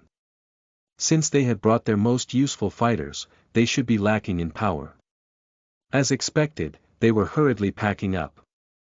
They were coming out of the entrance. Frankly, the goods that they secured were just majorly fruits and food, and some other useful things. They were definitely willing to fight, as nearly all of them had a sword and shield, while others who didn't have one had a crude wooden spear. MEV, who soon caught up, took an arrow and started pulling back the bowstring. Although they crazily attempted to stop the arrows with their shields as if they had already evolved. They weren't prepared to face against the goblins dashing towards them. Charge! Girik. We are the Blood Dagger clan. Girik. I'm rushing in. Amongst the 5 most loyal goblins, the first one that had evolved rushed out first, causing the ones who were holding onto the wooden spears to be frightened. As I threw daggers, the assault had caused the human formation to collapse in an instant.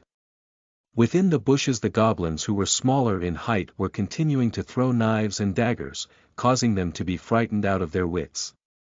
It was already crazy enough having to deal with these green-skinned monsters, but as they were camouflaged, they were perplexed as to where these attacks were flying from as the death toll rose. Girik. Unlike fighting covertly in the back like the first battle, at times, it was also a fine decision to attack from the front. Thanks to me, the rest of the goblins were able to run as if they were playing in the environment. I quickly thrust a sword into the guy's neck who was trying to attack me with his spear as blood splattered onto my face. Then, picking up the wooden spear, I flung it at a man a bit further at the back. Due to my increased arm strength, it was able to punch through one of his eyes. Hack! Our captain is strong. The goblin that was cheering while seeing me do that suddenly had his head cut off his body. The one that killed the goblin was the crazy bastard that had evolved. Taking my sword, I immediately ran towards him. The physical compensation that I received from evolving wasn't bad. Since both of us hadn't trained after evolving, the human should be a tad higher than me in terms of stats, but in terms of experience, this guy can't compare. 3 decades worth of experience, seriously. Even though I was weak, roaming around the continent for over 10 years, I was different from the goblin that was rolling on the ground. You dog-like monster bastards. Die. As if he instinctively knew that I was running towards him, he swung his sword at me clumsily.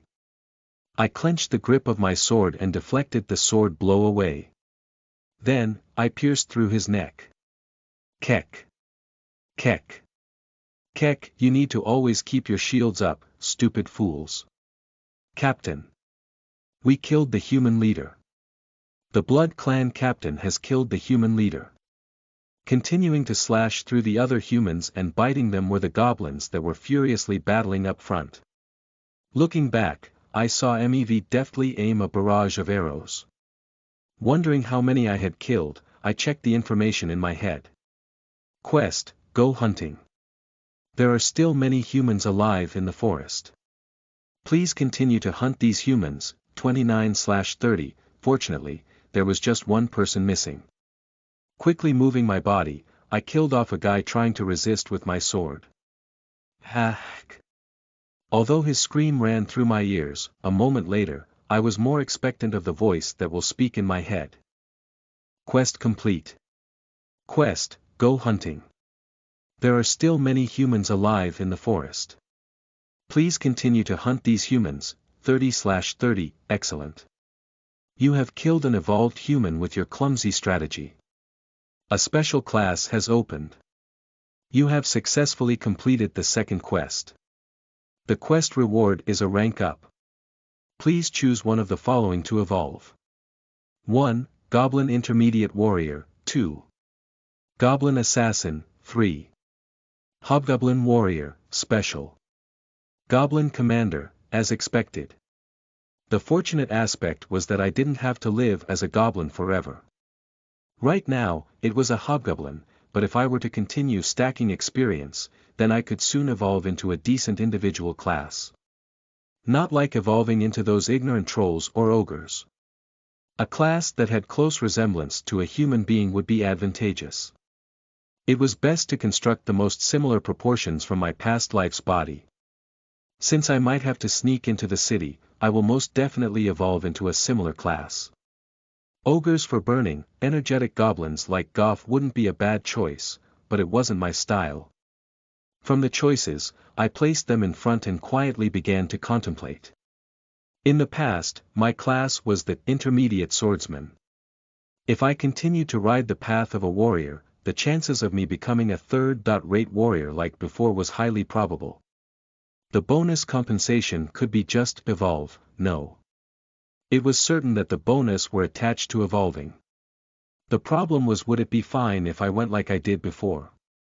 With my past experience, it was already an inevitable truth that I would be stronger, but I who had constantly struggled through limitations had already felt much uncertainty.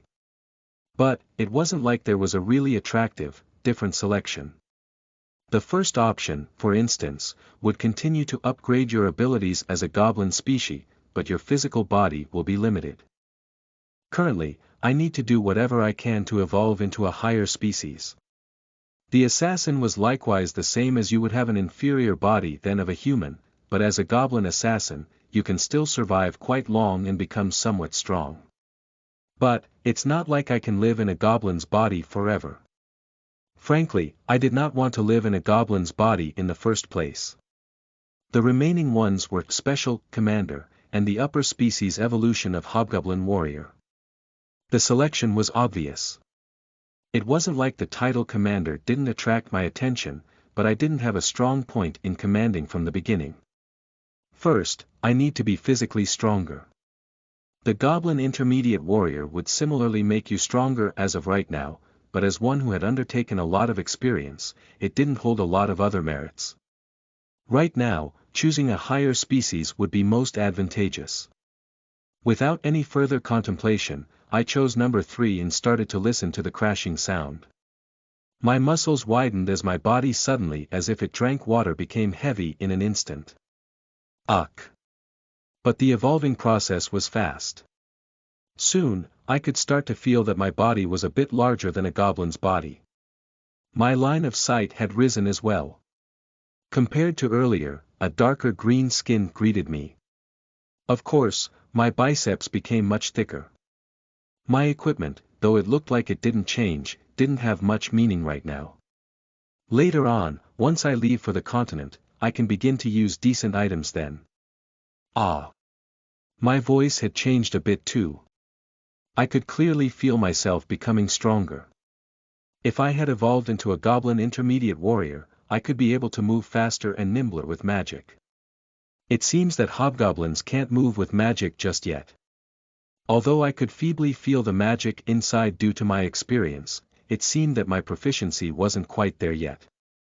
Although it was difficult, if I train, then I could probably evolve into an intermediate warrior.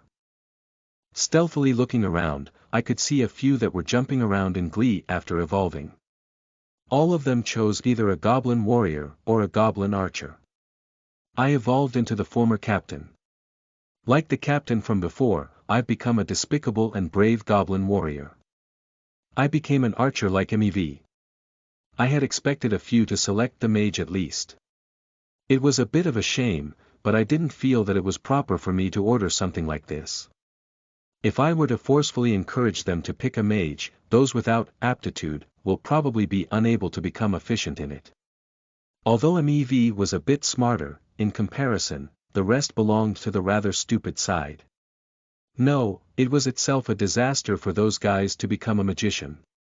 Anyways, rising my body, the goblins stared at me with shock. As expected, they were exaggeratedly praising and singing. Girek! Girek! Our captain changed into a hobgoblin. Our captain is a hobgoblin. It's the Goblin King. These cute guys were harmoniously singing as I sat back and watched these guys start. Regrettably, one of the 5 loyal goblins needed a few more before evolving, and MEV, as if she was a step away, was blushing. However, seeing that she was approaching me, whether she was glad or sad, it seemed she'll come to me either way. I opened my mouth to the clan members. Retrieve the humans and let's tidy the place. Let us return. Girek! Girek! Understood. Understood. Victory! Victory! I quietly walked. It seems that my growth was faster than I expected. It was a part one was definitely glad about. In this tutorial, if I continue to make good evolutions and hopefully get a unique ability, then I shouldn't be treated as a weakling in the continent. TL afterward God, I just love these adorable goblins. These lovely despicable goblins. Chapter 8 You are listening at NovelFull.audio. Although there hasn't been anything that has been discovered yet about a monster's unique abilities, if I recall from my past life, whether it was the ogre with his flame attribute attacks, or the goblin with sword aura, it was highly probable that monsters had unique abilities as well. No, it was almost certain. Since the way unique abilities are awakened are different from person to person. And the most convincing amongst them is when they are expressed in the form that the users want. If I remember the HP increase I got from the past, it seems about right. Since I was undecided on how I should advance, I was still thinking about it back then. Depending on which unique ability you attained, the direction at which you grow differed as well. In other words, the ability that I got from my previous life was pretty compatible to Best Swordsman. Anyways, I think I'll need to think some more about unique abilities. As such thoughts roamed around my head, the Blood Dagger clan started to move back to the place we originally started at. Save me. Save me. We sighed. We're on the same side. The first person to enter my sight was Yonghae-eon. Since MEV had relayed the message to Goff, it seems that Yonghae-eon was in a fine state. If there was a problem, it was that the goblins were surrounding Yonghae-eon, throwing small stones at her jokingly. Girak. Girak. Girak. And beside her were some goblins that were eating the corpses already, so in Yonghaeon's view, it would be sufficiently horrifying. Sob. Sob. As if afraid, the smell of urine on her caused the goblins to jump around more excitedly. Among the goblins, those with special taste panted and gasped like wicked people, so no wonder she was fully drenched in fear. I requested MEV and the other goblins to escort Yonghae-eon over. MEV. Can you bring that woman over here? Girak. Unlike how a goblin's greatest beauty was supposed to ask, she was extremely vigilant around Yonghae-eon. However, an order was an order. In the end, MEV slowly walked over, bringing over Yonghae-eon by her side. With MEV walking by, the troublesome goblins quickly started making way. Seeing that the goblin subordinates had stopped bothering her, Yonghae-eon raised her body as I started to loosen her ropes. As I unfastened her, sad and emotionally stressful, her tears started to pour down. I opened my mouth to Yonghae-eon. Sob. Sob. Don't cry. With one sentence, Yonghae-eon stopped her tears. Seeing me, she was in a quite shocked state. My whole body and appearance had changed, so it was understandable, I thought. But, sensible, she didn't say much about it. After entrusting Yonghae-eon to my clan, I slowly walked to where the other goblins were. Goff was also there as he had evolved from this fight. Hobgoblin Warrior was what he had chosen. I was concerned that he might have chosen Goblin Intermediate Warrior due to greed, but it seems that was for naught. Seeing how large he was as a hobgoblin, I started to wonder if he just liked to be larger in general. For monsters usually, it was a simple cause. Approaching, Goff including the other goblins thanked me with an appreciative gratitude. Thank you.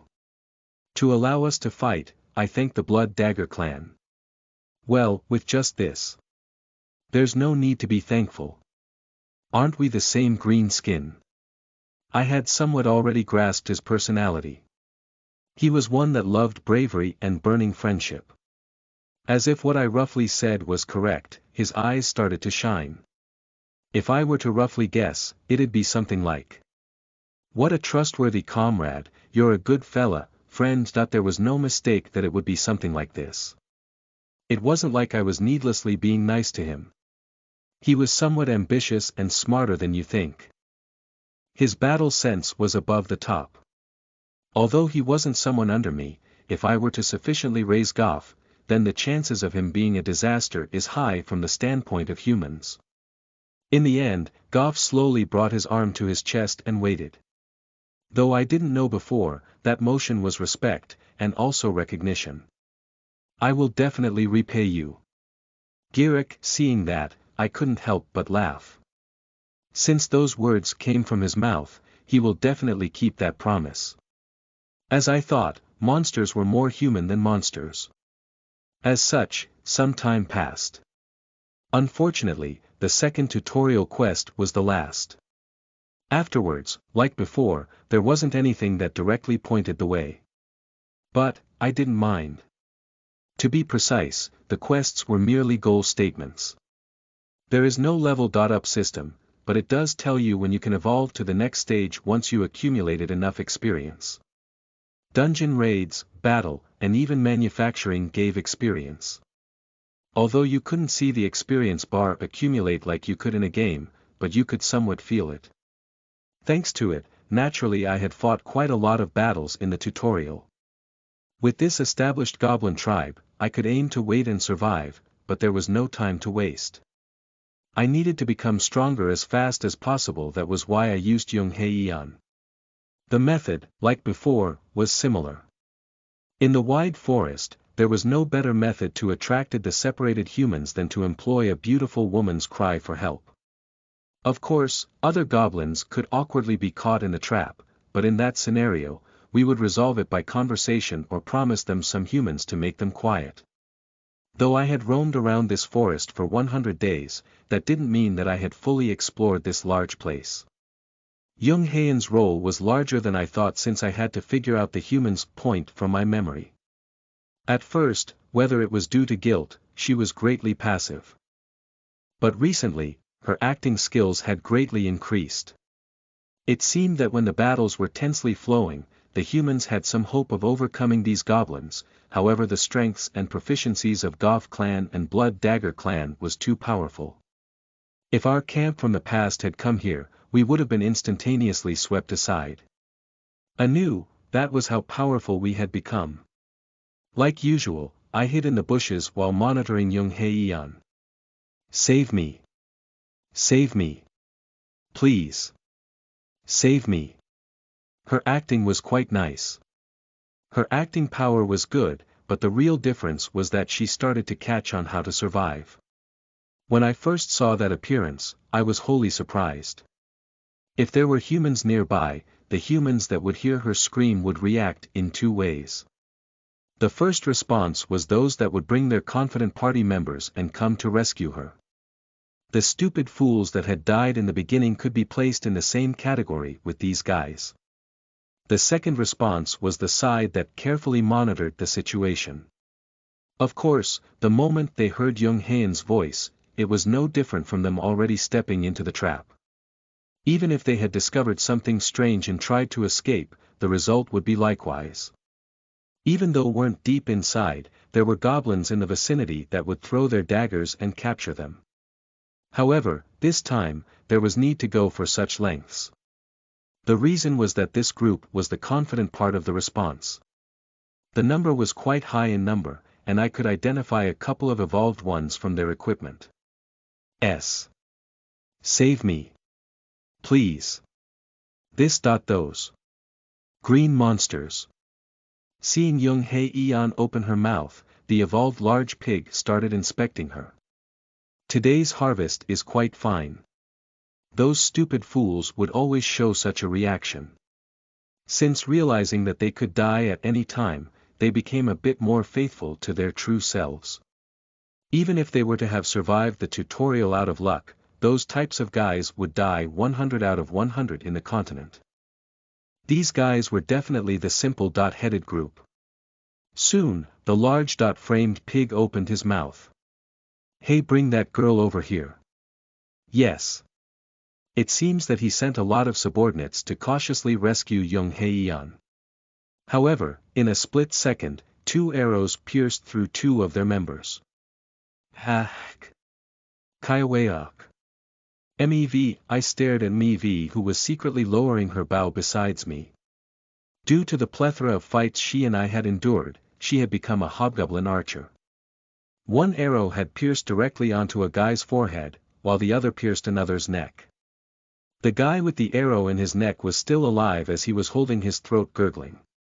Those rapid 2 arrows. Very nice.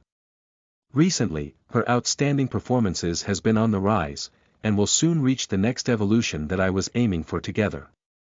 Good job. Okay. Girac. And charge. Brave Goth clan. It's war. War. Our tribe's charging commander collided with those guys. Foo. Fuck. These dog-like bastards. This dog-like bitch. The humans that had fallen into the trap all had the same response. The pig that was holding the sword and shield started to scream, as the rest of the humans were clumsily holding up their shields against Goth clan. But, they were no match. The already hobgoblin Goth was like a tank as he rammed into them. Seeing his figure, I turned my head and returned to my spot to start. As Goth clan were entrusted with the vanguard, our jobs became easier to infiltrate the rest of the members. Roughly seeing, the one that was holding a staff magician was the first priority. But, we didn't recklessly run in.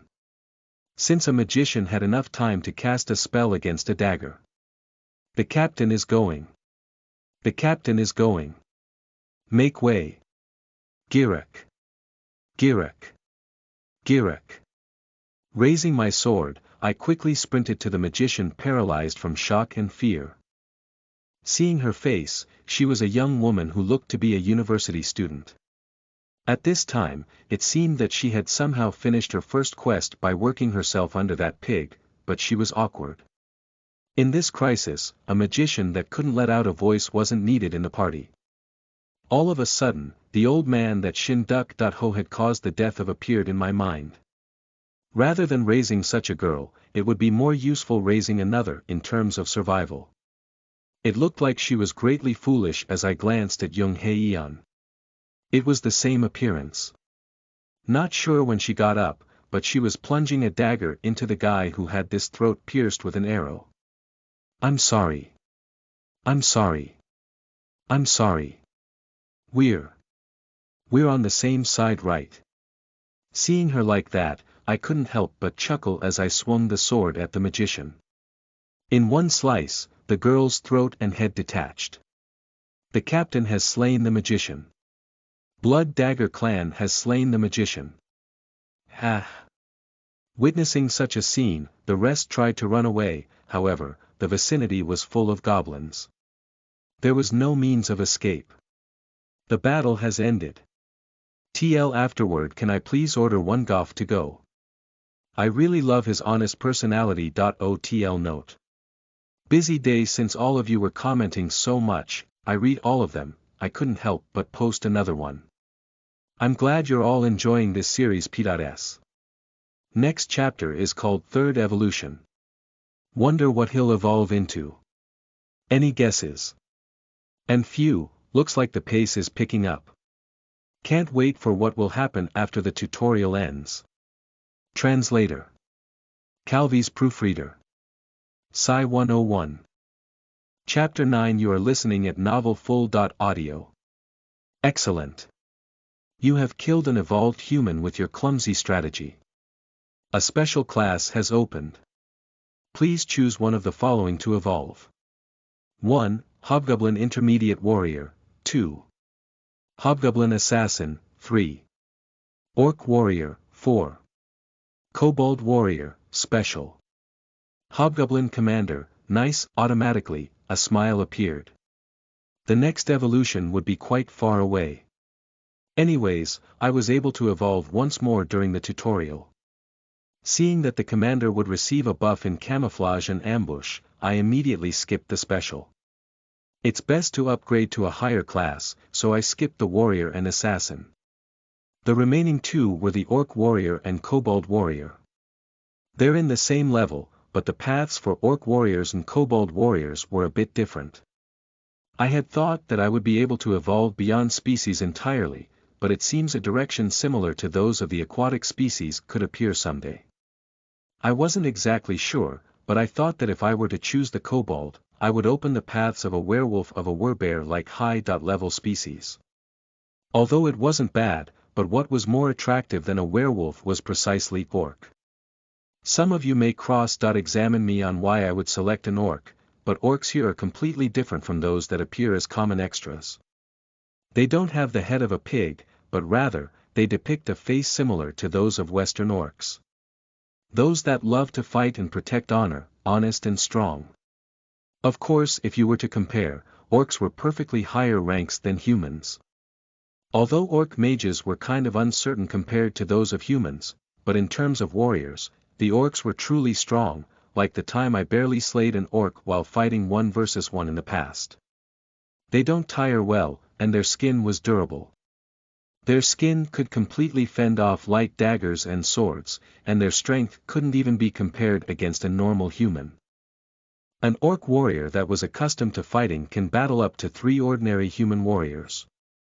Although how you want to grow is your choice, but it was a race that was worth pushing until the end due to their balance of their species.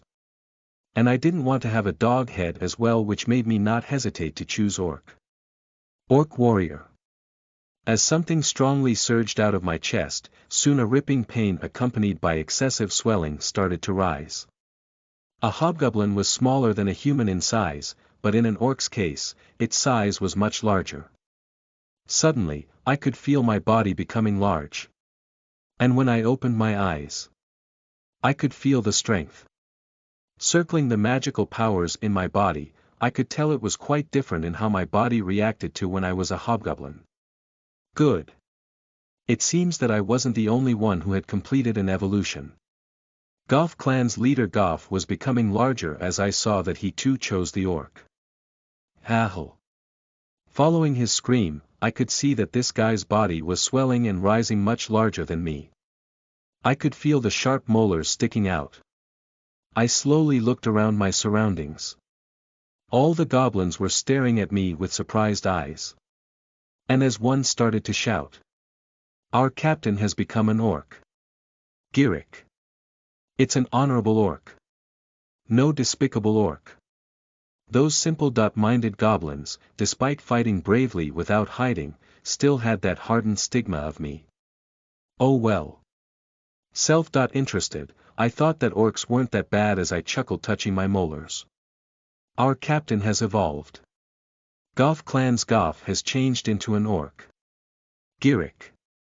Giric. Such an honorary brave orc. I'm sure I was as brave as Goth. I was bitter that the praises were a bit different. Wondering if MEV and the loyal 5 goblins had evolved, I looked over, but it wasn't the case yet. I opened my mouth at MEV. MEV, not yet. Ha. Ah. Giric. Ugh. Yeah, Captain. I'm not there yet.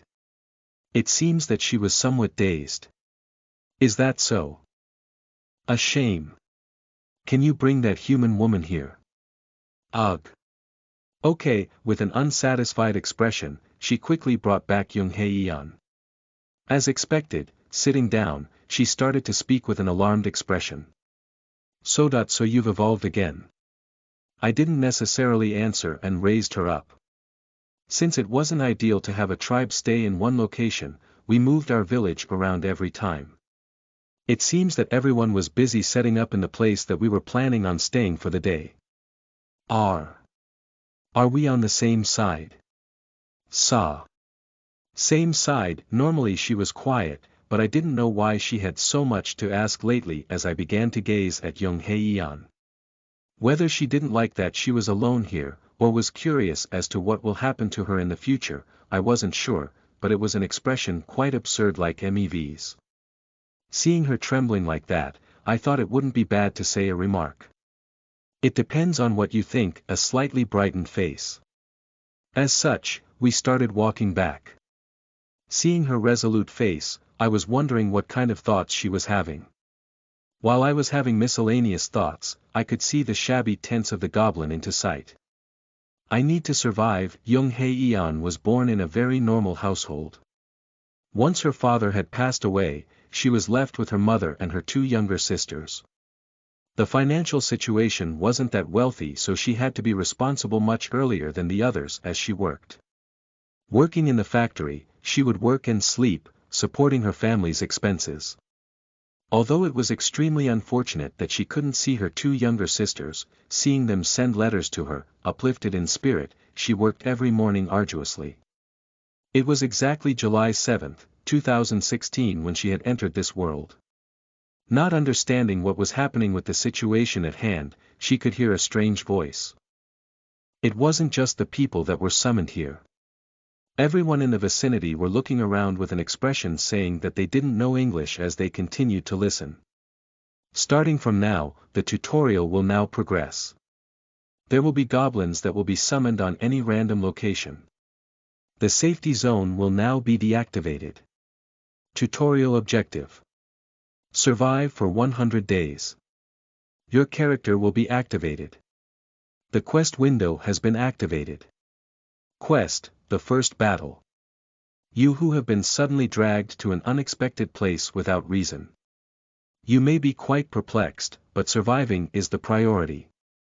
Kill the summoned goblins. 0/10, and then the battle. She had mindlessly run away, so in truth, she couldn't remember what had happened in result. All she could hear were the deafening, frightening screams. The slippery ground from the spilt blood. She couldn't understand at all how she had ended up in this place. Though many people had died, Young Heian had luckily survived. Even when she was hiding in the cave with the comrades she decided to live with, after the night ambush, only Young Heian lived. How far was her good luck? Afterwards, even when she met the goblins, she thought likewise. How far did she live on by luck to be selected among the many to live? It was only by chance that she was the last person alive. The clan captain that had so far as spared her life, if you see, it wasn't her own will, but instead the goblin's fickle whim. Before knowing what that man was about, or how had he come to know about South Korea, she had killed a lot of people regardless of her will and concern. In a situation where nausea is likely to emerge, the thought that was even more prevalent than the ensuing hell occurring beneath the flagpole. Survived. I survived. If I just endure for 100 days, I can return back. If I just endure 100 days, then I can return and see my younger sisters, was what she truly thought, but she still had questions as to whether she could go back. It definitely said, tutorial. The end of these 100 days may not be the end, but actually the start. The man beside me is definitely preparing for something as well. He continues to move without resting. Watching that man's image, she couldn't help but think like this. If she loses a part of herself, her guilt, then she can definitely live on. That kind of thought was clubbed away when she first met that man's eyes. It was as if she was some kind of toy as her whole body shuddered. Despite both being human, his expression was as if she was looked down on as some kind of insignificant bug. I must survive. I must survive. Not knowing where such courage appeared from, she didn't know. In the second battle, Young Heian reckless ran and grabbed a dagger as she thrusted it down on a dying human. I'm sorry. I'm sorry. I'm sorry. SP. R. Spare. The blood splashed over her face as vomit started to arise from within, but Young Heian continued to plunge the dagger into the dying woman's stomach. I'm sorry. Sorry. Luck won't help her anymore. She needs to be recognized. She needs to prove that she's useful. She needs to survive. That surprised look staring at her from that man's expression was definitely not the same bug-like look. Looking at the man, Young Heian smiled as she opened her mouth. We're on the same side, right? Same side. And after a few battles like these, I heard a voice afterwards. Your mental fortitude is praiseworthy. A special class has opened. Please choose one of the following to evolve. Special. Alon, although she wasn't aware of what was happening, she knew that something had changed. Young Heian certainly didn't know what monster an Alon was at all. As she thought of the word Alon, a window containing information of the Alon class slowly and naturally began to materialize. Special. Alon, the lower body of the human body is covered by a large flower. The skin is green. It is a type of monster that produces pheromones which attract humans, sucking the life energy of humans afterwards. A monster that attracts and kills humans, wasn't that something that was perfectly matching with what she was currently doing? Young Heian could only instinctively realize this. If she chose this path, she can never return to that path again. It basically means that she will to not be human. As a result, she had no choice but to address that person who evolved into an orc. We're on the same side, right? Same side, that depends on how you think. A decision she had no choice to make. Even if she were to live past 100 days and not return, then this group was advantageous for survival. She must not die before returning back to her world. Even if that means that she will have to give up her humanity, it was much better than dying foolishly somewhere else. The skin was clearly green. In the group, excluding herself, everyone had green skin. Can she really call herself a human? She had indirectly killed so many people, and had directly killed over 10 humans herself. I'm the same as them. I must live on. I need to live. Somehow for my younger sisters. As such, Young Hye-yeon closed her eyes and thought. It was a decision that she could possibly regret. TL afterward. Wow, that was nice of the author to characterize Young Haeun's background. I was wondering how she wasn't breaking down from all those grotesque scenes and sense of guilt. Waiting Hye-yeon. At Cloudy Azure. OMG, yes, Pokemon, all that nostalgia. All the evolutions and monster reincarnation in this series is so addicting to read.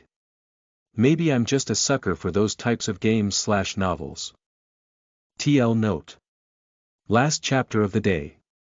I will work more on this tomorrow as it's only getting better from here on out. Can't wait for them to finally go explore P.S. Next chapter is called Alon. Translator. Calvi's proofreader. Psi 101. Chapter 10. You are listening at NovelFull.audio. I started to stare at Young Hye-yeon, who had evolved into an Alron. The time when she started evolving was after she had entered my tent. Suddenly, Young Haeun's body started changing, as if she was a monster evolving. For a brief moment, I, who was holding a sword in caution, started to dumbfoundedly stare at the leaves that bloomed out of her lower body.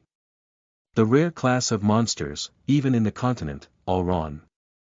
Although its physical prowess wasn't too strong, it had intelligence and magical abilities, so it was quite a difficult monster to face against. Especially, adventurers who were a bit less talented would find it difficult to deal with this type because they distribute weak pheromones that affect them regardless of sex. This is for a human to change into a monster. I never heard of such a thing in my previous life. Of course, in my situation, I had started off as a goblin, but this compared to that, they were clearly different. In my situation, I had changed into a monster after I had died. However, Young Hye-yeon, who had changed into an Alron, had originally been a human who had changed into a monster. So things like this are possible. I was truly flabbergasted. From Young Haeun's pale skin, a green light started to appear. The appearance of her holding her body with both her arms and wriggling as if she was suffering was quite lewd. Soon afterwards, Young Hye-yeon finished and slowly opened her eyes as she began to stare at me. Now. Are we on the same side? It seemed she had decided to abandon living as a human entirely to survive. To be honest, for the rumors of a monster that could understand human language to spread would be critical for me once I leave for the continent. I already had decided to take care of her once the 100 days were up. As if she had recognized this, it was certain that she had chosen this path herself. Seeing the trembling eyes of Young Hye-yeon stare at me, I quietly opened my mouth. All right. In that instant, Young Haeun's face started to brighten. I really wanted to confirm if Young Hye-yeon had really evolved into an Alron. I was forced to check a few things. Opening my arms, I hugged Young Hye-yeon into my embrace. What? Although she was shocked, she didn't reject my touch. If you think about it, it was natural for her to change into a monster if you consider her obsession to survive. So it wasn't strange for her not to reject me. However, my objective wasn't that. Rather than Young Haeun's upper body, the leaves of Young Haeun's lower body started to touch with mine. To touch Young Haeun's lips with mine was too much due to my molars. I immediately started to rub Young Haeun's thigh with my hand. Due to the influence of her evolving, her clothes had fully ripped off, so Young Haeun's large breasts soon entered my sight. With my other hand, I grabbed Young Haen's breast and slowly moved it. Ha! Ah! Ah! You really have a fetish. It seemed she was quite suspicious at how I didn't disturb her in her human state, but had started to touch her once she had changed into a monster. I didn't really pay attention to it despite her misunderstanding that a guy like me would be erect only when I met a monster. Elrond's body was a bit more sensitive than a human normally. You couldn't say it was a revolutionary change, but her body was already excited as both legs slowly spread apart as she opened her petal first. It was probably instinct. If I had been caught by a higher level Elrond, I probably would not be in this world, but unfortunately, the Elrond of Young Haeon couldn't do so now. That was because the petal had not completely bloomed and there was a bud sitting there. Although I didn't have to necessarily go to this extent, but seeing the body of a woman in a long time, I was slightly stimulated as I bit into Young Haeon's chest. Oof. It seems that she had blocked her scream forcefully with her hand. I began to suck strongly on her chest as she started to squirm, as I felt her waist bending backwards. Ah!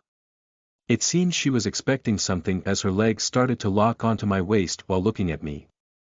I could tell that I was losing my breath, which had gradually become rougher.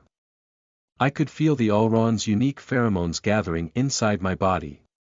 If I continue like this, it's probable that I'll lose my rationality.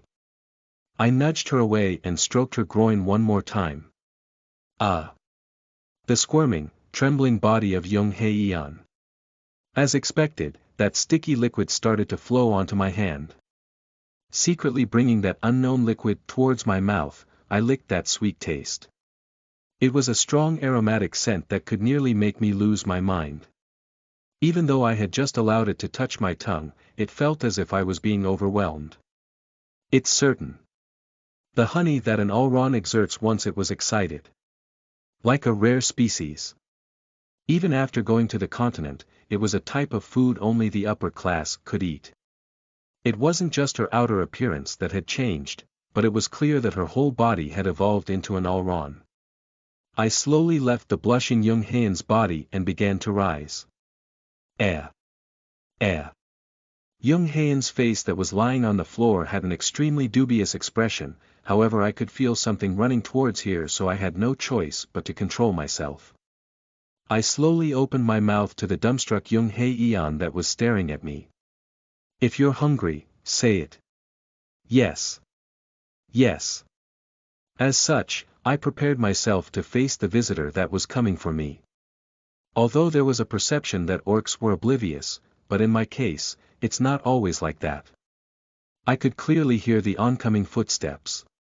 Hearing those nimble, quick footsteps, the likelihood of it being MEV was high. Captain. Like that, without permission, opening the door wide open was MEV. But, something was different. Despite the voice being MEV's, that happy face which had entered this camp was a different species. Pure white skin, small pointy ears, and those nymph wings. Fairy, it was certain that I saw one of the guys from Goth clan evolving into an orc archer. Though it was obvious, depending on your behavioral patterns, the species that you could evolve to were different depending on the person. I slowly gazed at MEV once again. The sentiments of a fairy's body were quite different compared to the exclamations that she was the best beauty among the goblins. In terms of size, she was a bit smaller than a hobgoblin. That high nose, large eyes, and her lips were disproportionately small. MEV, who had soon entered the door, was beginning to stare into the tent as if she couldn't believe her eyes. It was probably Young Haeon that she was staring at. Even MEV was totally shocked to see a Young Haeon who had evolved into a monster. But, MEV's expression didn't look to be serious. She was attentively staring at Young Haeon's appearance, who had her legs spread apart. But it felt as if she was more focused on her changed, green, skin than her posture itself. And then she started to cry. Large droplets of tears began to flow down her face. Ah! What's this? I'm totally ruined. Completely. Return my green skin. My green skin, was what she exclaimed as she disappeared from the tent like an arrow. With a puzzled expression, I began to stare at Mev's back. As expected, I also heard the goblins make a commotion about it. Girek. Mev has totally become an ugly woman. Girek. The goddess of goblins doesn't exist now. Girek. As such, in a Blood Dagger clan's tent, you could hear Mev crying for some time, but I tried my best to be indifferent. Other than her having a huge misunderstanding after relating my fetish to the green skin, her selection itself wasn't bad at all. Rather, it opens a path for her to evolve into a magic archer. Which could be better? Sometime, I need to tell her that my fetish is actually fair skin color, but for now, I decided to sleep with young Hei-Eon for the night. The following day, our tribe decided to attain more achievements. Well, to be precise, we wanted to increase our hunting efficiency. Mev, who had evolved into a fairy archer, and her battle totem along with young Heian's abilities were a masterpiece. But I could feel it. After evolving into an orc warrior, and being above this level before, killing ordinary guys won't be helpful. No matter how much we hunt them, our experience will be minuscule at best. Although it's still somewhat effective for young Hei-Eon, who had just evolved into an Alron. As for Goth clan's leader Goth, Mev, and me, our growths have stopped completely. Of course we would be anxious. I wasn't someone that really had talent. If I did, then I wouldn't have lived such a wretched life before. If you consider now, although I'm trying to use my 10 years of experience as cover for this life, considering Goth who was growing extremely fast, it won't be long before he catches up to me. What was fortunate of changing into a monster was definitely species value. In front of really talented people, the meaning of species wouldn't really matter, but despite that, the strength and speed that were higher than the physical abilities of humans, were something extremely difficult to attain no matter how hard you trained. The point is, before my limitations arrive, I need to endlessly evolve. Thanks to it, Goth clan, the other tribe leaders and I had gathered around holding onto our heads in pain. Ouch. Why, Captain? I don't think there's much meaning in hunting humans anymore. Hearing my words, Mev, who now had silver short hair tied up, she opened her mouth. Well. Our food supply is overwhelming and the thoughts of other captains are understandable. And the fact that goblins from other tribes wanting to come to ours have increased. Are you implying that you want to rest? It seems that recently the Blood Dagger clan's affinity has increased substantially as the goblins have started to call it our clan. Earlier, I think my confession that I had a fetish was somewhat effective. But, I think Mev didn't fully understand it. Probably due to her being originally a goblin, I don't think she had talent in that type of field despite being smart. I covertly let out a sigh. Eating dinner with me was Goth, who opened his mouth. It seems that you desire an honorable battle. Kuruk. Half of what you said is correct. Kuruk. Although a few goblins still say that the Blood Dagger clan is despicable and does not know honor, I know for sure. I'm not sure what you know, but I surely don't know what honor is. Lately, the battles are not satisfying. It seems that the humans around here are too weak. If it weren't for that plant lady, of course we wouldn't be able to enjoy such battles, but lately I have the feeling that my body is rather stiff. Though our objective was different, what we wanted was the same. A greater battle. I nodded at what Goth had to say. There are no worthwhile foes in this forest anymore. Even the goblins here are not worthy of entering our tribes. I request that we officially move our settlement. I will receive that request. Agreed. Girek. TL afterward Mev has totally become an ugly woman, oh my god, haha. Poor Mev. These goblins are savage Pokemon fanfic. When Goth wanted to move, reminded me of Pokemon again, hehe, Goth. Hey, all the Pokemon here are too weak, and the goblins aren't even worth catching. My HP doesn't budge when I go into battle. MC Trainer. Yeah. Was getting tired of these weak Pokemon as well. Let's go to a different route. TL note. Changing strange taste to fetish, as I can finally see that it's not referring to a whole body now, but a specific attribute. PS next chapter is called Queen of the North. Ooh, we're going to a new area. Guesses as to what MC's tribe will meet/face. PR afterward Goblin next top model judges are harsh. Translator. Calvi's proofreader. Psi 101.